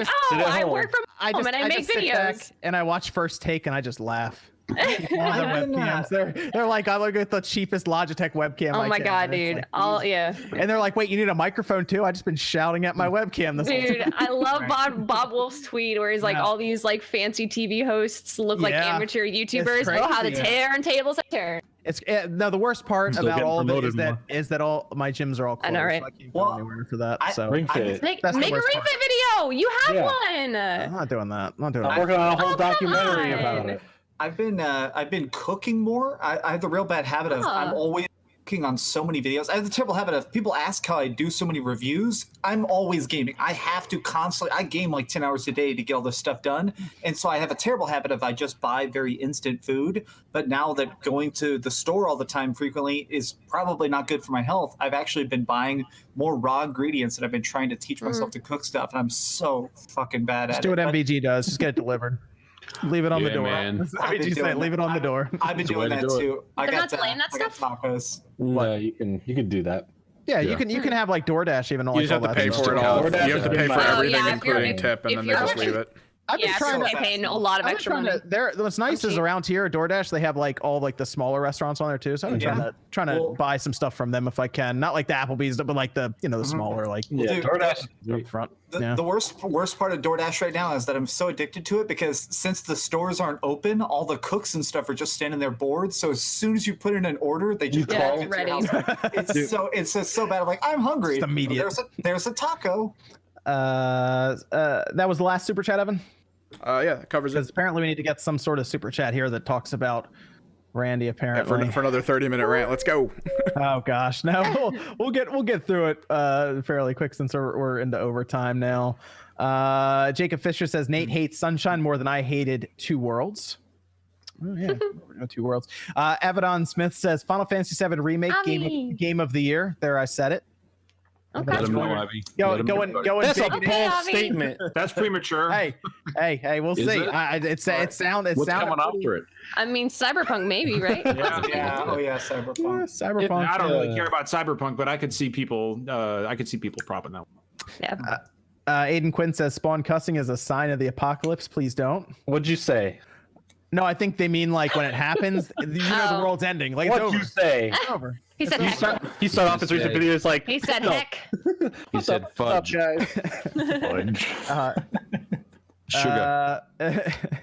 Here we go. Oh, here we go. Get ready for this one, Nate. Are you holding on to the armchair? Oh, I know this comment. Let him on. Bonsley says Mario Odyssey is worse than Sunshine. What? Wow, come on. That's No. trolling. That's trolling. That's trolling. Why? That I didn't even have to accurate. address it. I let everyone else do it. Oh, Jay, you're muted, by the way. You're talking, but you're muted. Mario Odyssey is the worst 3D Mario game on the Switch, right? I'm muted. Until Sunshine comes in a collection. But Sunshine will be part of the collection, so you got to put the collection with it. It carries over. They planned this out, okay? Sunshine can't be left behind. You got to. That's why I was making that tweet towards you, Nate, because guess what comes with Galaxy if you decide to move Sunshine to the bottom tier in that collection? They're both dropping down, Nate. That's not how collections work. Yep. It is now. Shut up, Fringe. Yosemite Blam says August 2021 marks the 35th anniversary of Metroid releasing in Japan. Metroid Prime Trilogy next year. Maybe. Who knows? Keep dreaming. Yeah. We'll just keep saying next year until what's the year. Hey, we're gonna say it every knows? year, and then it'll happen. Okay. I'm going to predict it. I have predicted it for Vader, every PS4. direct for 2 years, so that way when it happens, I can say that I called it. We just need it to come out already. Okay. That's what people do with the Switch Pro. I will. The thing that I will literally. Nate will tell. I will literally DM Nate before every direct and be like, "I feel it. It's time. It's time for Metroid Prime Trilogy." This is true. They gotta get us off the hook, man. But even like the Animal Crossing Direct, you're like, this is it. Yeah. What's that? Nintendo Indie Direct. We're getting Metroid Prime Trilogy. I know it. I need a new Switch Pro rumor. Let's get that. Is it time Let's already? get some views up in this piece, bro. Not wrong. Not Hey, wrong. the road to the pro, man. The road to the I mean, pro. eventually you'll be right. Eventually, that'll be a series, man. Road to the Hey, Pro. whenever I like it. whenever the next Switch starts showing up and getting rumored, that's the Hey, Yeah, at least, man. at least That's you're a gonna get Switch wild. channel. At least you're a Switch channel that actually has a Switch, so that's pretty good. that's gonna get wild online when that starts happening. I have like 7 Switches. I have too many. Wi-Fi says, do you guys think that maybe people just didn't like how different Sunshine was to 64? Maybe now that people are more tolerant of change, it will be okay. Nate's just Are bitter. we more tolerant of change? I think that Okay, people we're are not going gonna down be that road. No, I think that we're going to be more. I think that it will be just like Majora's Mask. People love that game now, but I'm telling you, I was true. there. Back then, people didn't like it. People hated that game. Wind Waker. wait. Wind Waker Wind was another Waker, game. Wind Waker got it hard. You know what else? No, you know no, what that's, else? I think that's a time trend. I don't think that has to do with no. remakes. I think Metroid- it's cool to hate a game. Don't say it. Metroid Prime got bashed so It got bad. bashed. So did Wind Waker. Get ready for this one. It's GameWinners.com. I was a huge. What That .com? site, GameWinners.com. That site does not exist anymore, but I was Yeah, on there. exactly. Me and 30 people were fighting back and forth about Metroid Prime. Oh, I was on there Metroid too. Prime win Game of the Year. Come back next Saturday No. and ask if people are receptive to change or not. No, it was Nate, the build up to it. I mean, imagine people finding out that it was Metroid was going to turn into a first person shooter. Dude, it was a bloodbath online. Oh yeah. It was Oh bad. yeah. The same thing happened for Wind Waker too when they saw that. I was the biggest Wind Waker hater. Biggest. I loved Wind Waker, man. They the do best that with 3D everything, Zelda. though. Now for the best debate. What's the better Metroid? First person or side scrolling? Side scrolling fusion, fusion for life. Wow. Ugh, that's tough, man. That's tough. No. No. So, I mean, to be honest, man, Samus is like a freaking slow ass tank at this point. I mean, that's what she is. She's a tank, and she's not supposed to be. She's supposed to be fast. Talking about freaking Super Smash Brothers. No, I'm talking about in 2D Metroid. You can Okay, I No, was gonna say, like, what are you talking about right now? Metroid, you can flip all over the place. She's quick. She runs. She's all. And then in first person Metroid, she's cool, but she's just slow. Too bad it's better than Side That's why I gotta see. I gotta see 4. I gotta see 4. I gotta see 4. See what we got there. The on the hate, next one. like the hate Wind Waker got is because we all saw the Space World demo. We saw the realistic Ganondorf fighting Link, and then then we see the first GameCube Zelda, and it was Zelda, and people were like, I think Wind Waker was better at thought we were getting. But I think if you look back on it, Wind Waker was way better at like displaying emotion and kind of putting that out there by the characters because they had those. But once people crazy played it, they expressions. understood that. It was No, just they the still initial hated it. shock. They still hated it. It literally takes years. That's just how it is. A new game comes out, and before you know it, like it cycles back around. It's like, oh, I was one of the only people that love that game. And it's like, dude, no, you weren't. You literally hated on that game. You literally were bashing it for like 4 or 5, 6 years. We call it the Sonic cycle. A Sonic game comes out, everyone says it's trash, and the next one gets announced. They're like, man, that last Sonic was actually pretty good. No, I It goes stay in pretty reverse, consistent. too. I stay pretty consistent. Yo, that means. Jordan. Yo, what if 2020 is the year that Sunshine makes the comeback? Oh my god. Well, Finally. that would bring it. That would bring it You full mean for circle. Nate? You mean for Nate? It might happen. Oh, now I'm getting But you're excited. telling me, it's a good game already. That would bring it full Excited, man. circle. It is. Because when Sunshine came out, it got really good reviews, and then a few years later, everybody's like, "This game is terrible. It sucks." And now, if they improve those problems, people are going to say it's good again. Oh, dude. It's a circle of life. It's making that They can do the same make the with comeback. I'm telling you. Oh man, I gotta see this collection first though. We gotta see what they do to it. Man, that could be funny. It's gonna be a good year for the plumber. Yeah, well, That's what I've heard. I heard from a very inside source, guys. Don't tell anybody. Okay. Cedric says, did anyone else use to take photos of Club Nintendo codes at used game stores to go home and redeem the unused codes for yourself? Rip. No, I would just steal them. I would just take a little piece of paper out. You had Pocket. things to take pictures with? Right. So I worked when I worked at a used bookstore, we would get games in as well. And so we would, whoever was working the video game section at the time, we'd take the Nintendo Club codes. And we'd also take there was Disney codes and all the Disney Blu-rays. So I remember we used to take all the Disney codes as well. It was like you bought the movie and you got a digital copy for free. So I have like every Disney movie ever in 4K. Criminals. Mario. I mean, Fiends. I never did that. oh shit. Mario As he's Odyssey, writing down codes. Mario Odyssey had Mushroom Kingdom at the end, and rumored they also made Island Delfino and Island from Sunshine, but ran out of time. Could it be that they are using these as starting points for remakes? DLC. DLC would have been cool for that. It Double would've Dash been- HD? What? I don't know. I Why? guess Sunshine remakes of Sunshine. Maybe getting remakes. Dre, well, we gotta see what this looks like, because maybe Sean's on A to something that remaster's they not a change some things remake. out. You know, in 64, for example, maybe they do some change some things out. Maybe, you don't know. We'll see. We'll see. Let's say this Mario collection leads to an inevitable Zelda collection. Which game would you guys be most excited about? Wind isn't- Waker. well, hold on. Isn't next year Zelda's 35th anniversary? anniversary. There you go. Listen, I don't want to talk about it. I don't want We had the collection on the game. GameCube, you know, of Ocarina and Majora's and 1 and 2 on it. Just I me. have that right here. Yeah, they'll give us all the games. They'll give us Wind Waker. They'll give us Twilight Princess. Oh, I can pull That's it off my shelf too. Look. I just want Wind Waker. Mm. The Zelda me? collection. Me? I've been able to replay every game except for Skyward Sword. Okay. So Hey, you that's never know. Maybe they do something with that even. Yep. Trip says people who hate Mario Sunshine are just toxic. Eric says, please. Because clean is better than dirty. It's a great He's sentiment not down called some. Nate the Love. He's Nate the Hate. Come on, yo. I Eric mean, says, that's what you may know him as. I need to hear Sean and Jordan go on Shut about. up, Fringe.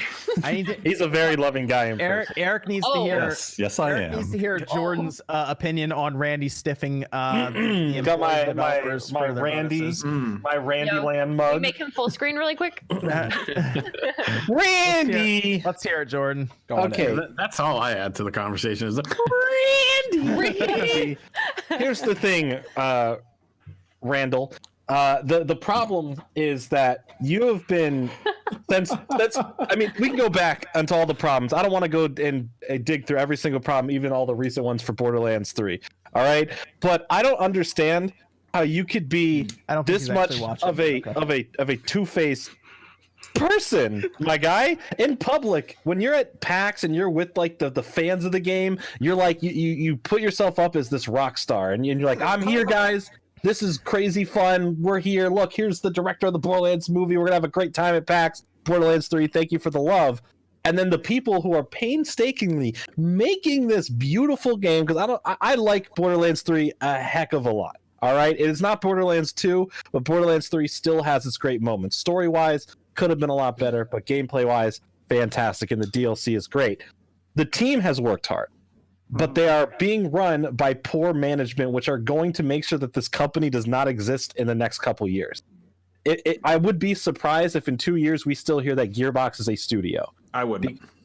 Because like it is ridiculous to me how Randy can get slapped on the wrist for everything he does by the higher-ups, but in the public, literally, there's not one person online that goes like, yeah, Randy's okay.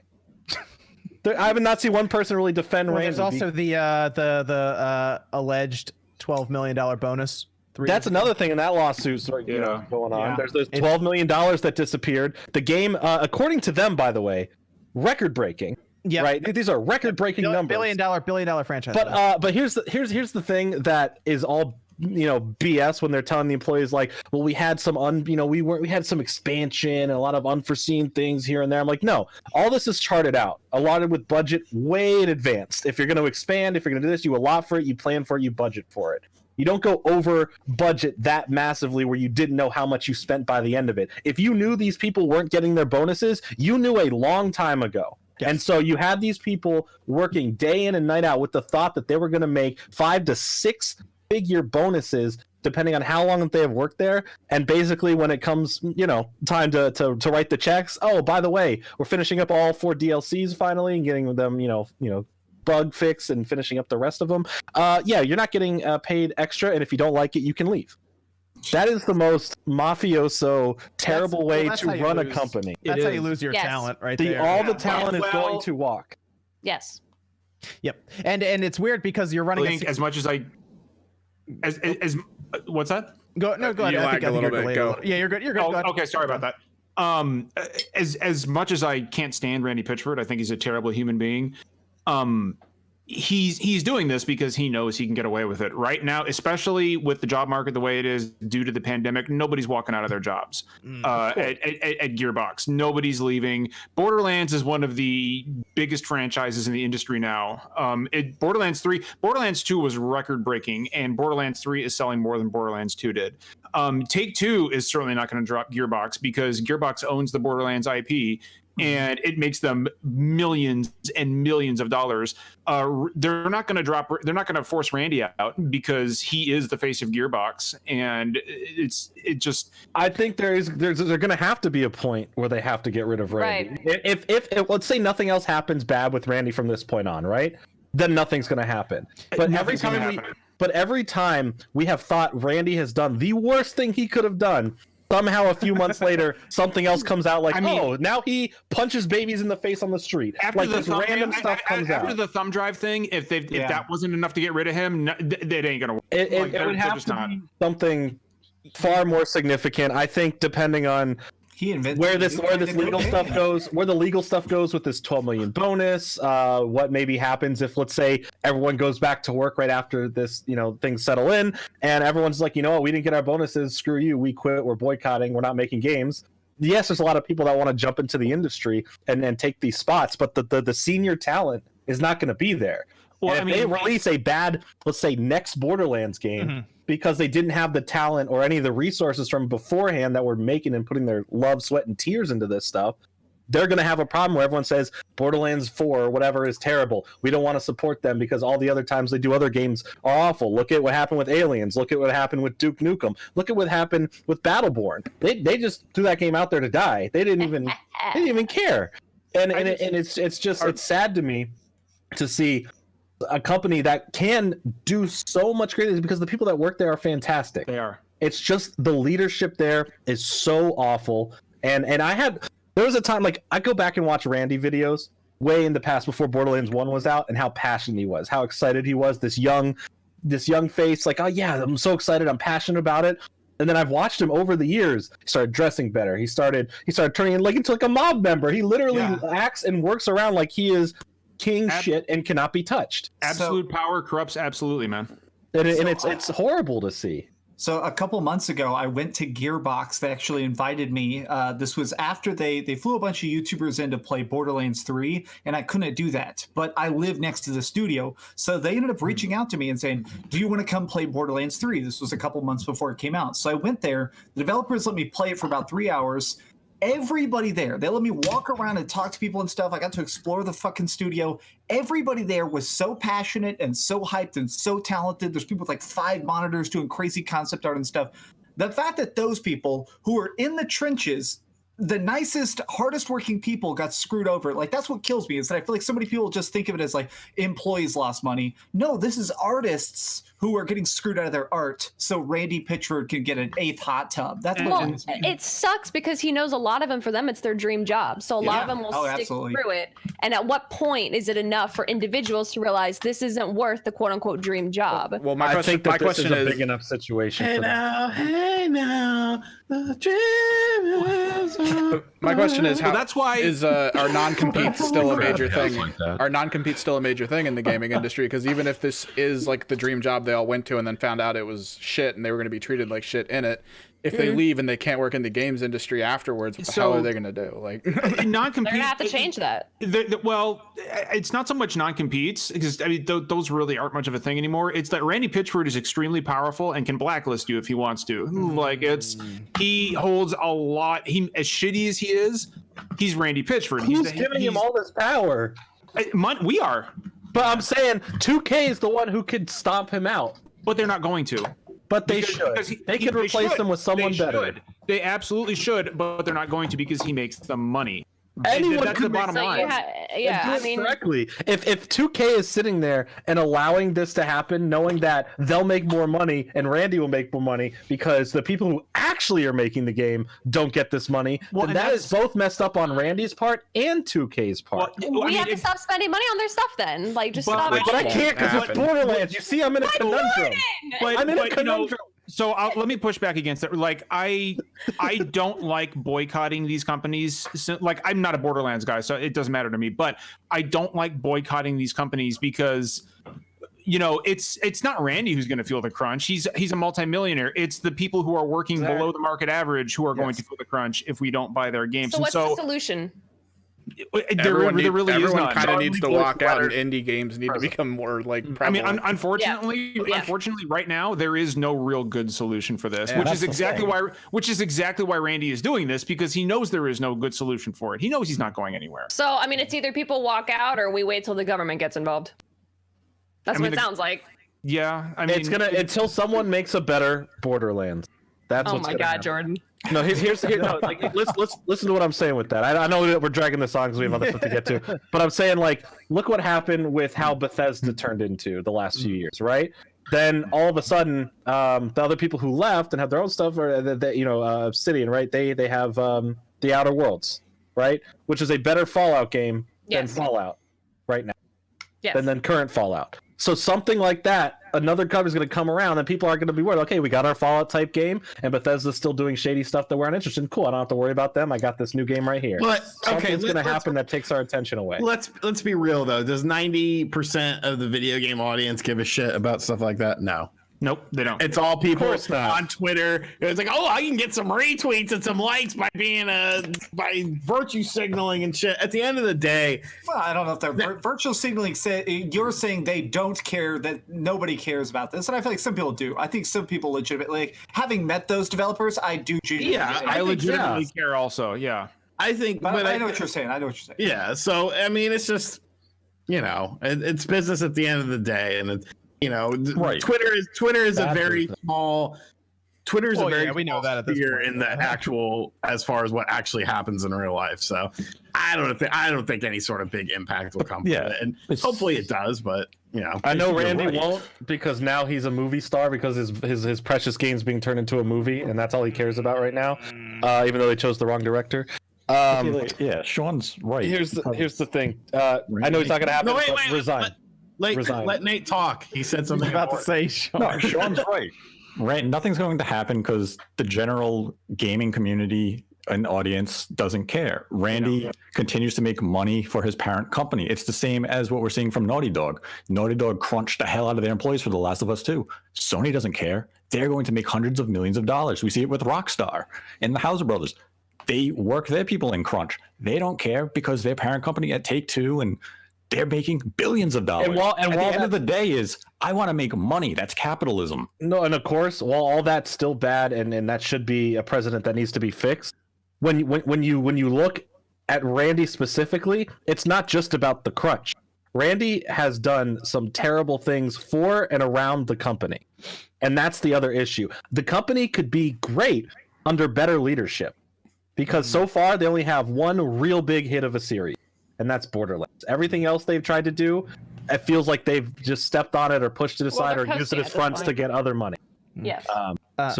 Let's move on, finish up these super chats so we can finish up here. So we'll go kind of quick through these. Zatoichi Gamer says, do you think the PS5 launch would benefit from games such as Last of Us and Ghost of Tsushima being delayed until the console releases as exclusives? So launch titles almost. Yes. Okay. But I don't think that at all? I don't think they would do that though. They might. Oh, make them cross-gen. I don't know. Well, yeah, they'll be cross-gen for sure, but alienating the PS4 audience, I don't think would. Yeah, they're not. Would they be cross-gen for sure? I mean, they'd work on the PS5. They already said that, like, so many of the PS4 games. I had to assume all the first-party ones will. Yeah, they said a majority. Their exact quote was, that was interesting, is they said a majority of our game catalog. You know they're gonna put the PS5 logo on the box art eventually, like Microsoft did with the Skate 3 is in the Xbox One case. I mean, look back to 2014, and then I think you can probably safely say that all the big games releasing are going to be cross-platform games, or not cross-platform, cross-gen games. Yeah. Do you think this is from Ronald Lucas? Do you think Reggie is regretting GameStop decision now? Nope. No. He's making billions of dollars. He probably got some good money, I think. He hasn't even started yet. That's true. That's true. He should. The best part about this is they can't get much lower. So like he can't. There's only he's not only up. No risk. There's no risk for him. It doesn't matter if they fail. Oh well, they paid him millions. If they're good, then okay, fine. He did good. It doesn't matter. He starts in 2 weeks, right? So there we go. Shaq doesn't even show up to his meetings, by the way, for Papa John's. Well, I was gonna say, they were just talking about that. Shaq doesn't even know. Yeah, don't they want him out? Yeah, they want him out, but they're like, well, he's Shaq. Yeah. Who's gonna tell him? Reggie will never physically be in a meeting ever, like because of this Corona stuff. But also, I feel like he's just going to be calling. He'll just like give him a call from his beach sometimes, and be like, "Yeah, sell the Switch." Yeah.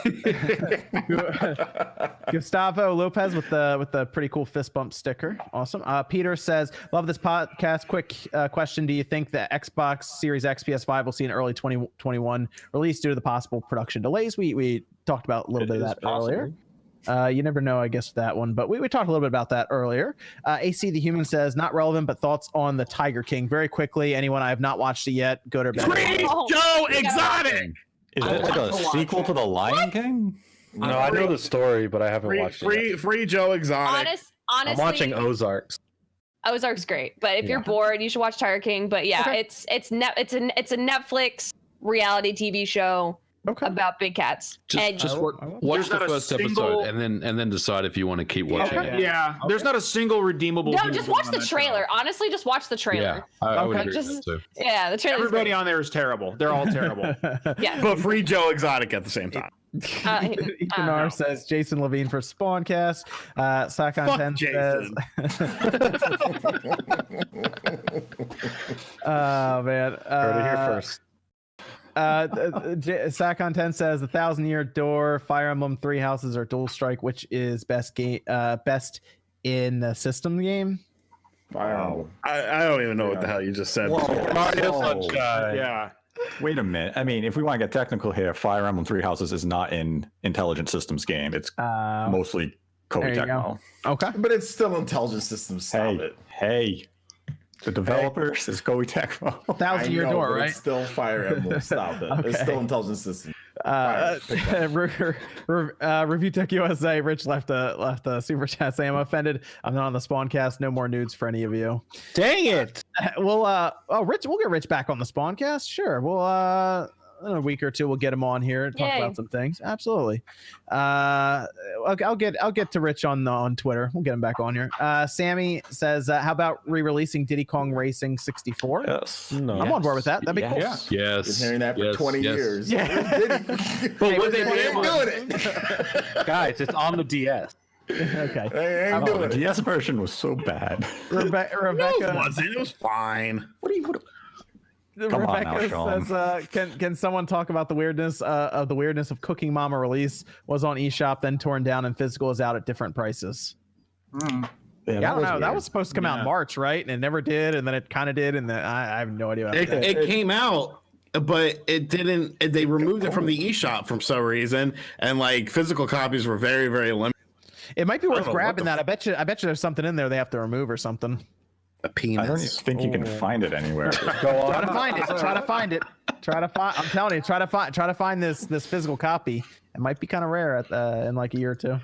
Wonder if I will. Yeah. Katana Riku bring Wind Waker to Switch. All right. Randy. Oh, Juice Man Vaughn says Randy has been a fraud since Colonial Marines. It's been a fraud long before that, apparently. And then Sammy once again says Diddy Kong Racing space ! All right. Yes. So it comes up as currently not available on GameStop website. And then That's Mean says everyone there on the senior team needs to walk. And then they also say working in tech, it is always a battle to get paid. Zaire Miller says replaying Persona 5 with P5 Royal, really liking the new gameplay changes, especially with the guns. I wanted to start it, but like I'm not gonna have time to finish that game. I just installed it, but I didn't have time to. Sammy says, is Diddy Kong Racing worthy of a re-release? Yes. Yes. That's Mean says Spawnwave, have you watched Beastars? I think John's not that big into anime. It was a good series though. No, I got My Hero Academia to watch though. Yeah. So well, I'm on that. Joe says Banjo Kazooie / Tui HD remaster. We have that on the Xbox One. It's actually on Game Pass. What?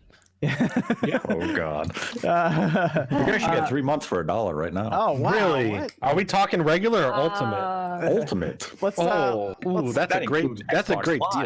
Yeah, Shut that's on your up! computer. He's trying to end the show. let's go around here and finish up. John, thanks for joining us. Where can the people find you? Yeah, sure. If you want, you can follow me on Twitter at Mr. Megative with an M. Also, please, I would rather you follow our podcast though at Official SDGC.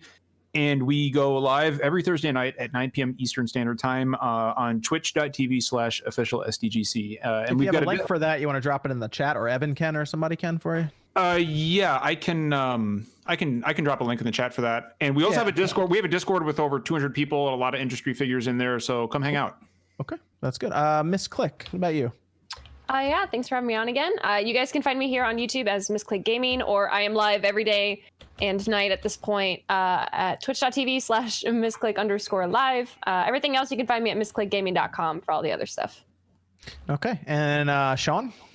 Find me at RGT85. Shout outs to everyone for this past week. Every video I put out did crazy good views. I know that probably won't continue, but hey, I will take a good week when I get a good week. So thank you. And yeah, find me at RGT85. Very nice. Positive, man. Believe. I watched your eShop video 4 times. Woo!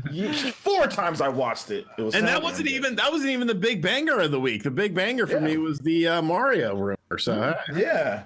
I And watched what that about, video 3 times. What about MVG? You can find me on Twitter at Modern Vintage G, YouTube Modern Vintage Gamer, and usual Monday video. We just broke 400k subs on the channel, so thanks to everyone for supporting. And yeah, Congratulations. thanks for having me on. And then go ahead, Sean. no, I was gonna say, Evan, drop a link to Super Deluxe Games' thing, because so people can put 2 and 2 together. They have 910 subs. There's absolutely no reason they can't end the night at 1,000. So Oh, thanks. Appreciate that. And then we got OJ. I can do it. What am I talking Yeah, about? what are you doing? I gotta open all these other Let windows. Evan do it. I'm sorry. Busy photoshopping your face over every single thumbnail. There's like 2,500 people watching this right now. Everybody just go click that sub button on YouTube or Twitch. Right All it there. takes is a click, please. Cool. Dropped it in the chat. Go ahead and hit it up. Cool. What about OJ? Yeah, you guys can find me right here on YouTube. I cover a lot of JRPG gaming stuff, and I do live streams. I'm a streamer, just kind of like Click. So yeah, check me out every single day for RPG content, gameplay streams. We're gonna have a lot of Final Fantasy VII stuff. I do a lot of Xenoblade stuff. I think I've made like 10 Xenoblade videos in the past week. I think it's been about 10, honestly. Nice. So if you like Xenoblade and RPG content, check out the channel and live streams every single day. I talk to people and answer questions all day. So yeah, check it out. What about Nate? Find me on Twitter at DirectFeedGames. Also find me on Twitter at Nate the Hate, followed by the number 2 on the Nate the Hate channel. We have 2 podcasts from the last week. The first one talking about the 3D Mario rumors and what you can expect from Nintendo in terms of the release of these games and how they will either be emulated or ported and if they will be a collection or not. And a second video talking about how The Last of Us 2 is the first of many delays coming in 2020. They all feature MVG as usual because we make a damn good podcast, so you should listen to it. 2? Oh yeah, man, we're grinding right now. Man. We're grinding, and we're on Spotify, iTunes, and Google Play. So check it out. Okay. And hopefully next week we have some more kick-ass podcasts. We still have an excellent What's happening industry next week? guest coming. You'll find What's out. happening next week? Skate Oh, 4? okay. Skate 4? What? Who said Skate 4? No. Who said that? Hey, Super Deluxe Games Cast hit 1K subs. We did Oh, it. nice. Boy. And what about Jordan? Yeah, you Shut can up, find me Fringe. around. I don't know what's happening, but I know I'm going to do a lot of charity stuff next week. A big charity fundraiser event for a lot of people in need right now with the whole coronavirus. So yeah, just look for my links on social media at JordanFringe94. Cool. And then Max. YouTube.com/Dreamcast guy. I'm extremely excited. Honestly, this is my most hyped review ever. Should be up Tuesday, and it might be like Looking a forward to 20-minute long video. Honestly, I'm so hyped. I have so much to say. Looking forward to it. Very cool. Very cool. Oh, Nick Davis jumped in there with the super chat. No message. We got you, Nick Davis, though. Thank you. I appreciate it. Evan. Just follow me on Twitter, KimRick's Project. If anything's happening, I'll probably post it there. Cool. All right. That's going to do it for the SpawnCast tonight. Thanks to everyone for joining us. John, thanks for joining us tonight as well. Sure thing. And we'll be back next Saturday night, 9 p.m. Eastern time. And we'll see you guys then. Everyone stay safe out there. Because clean is better.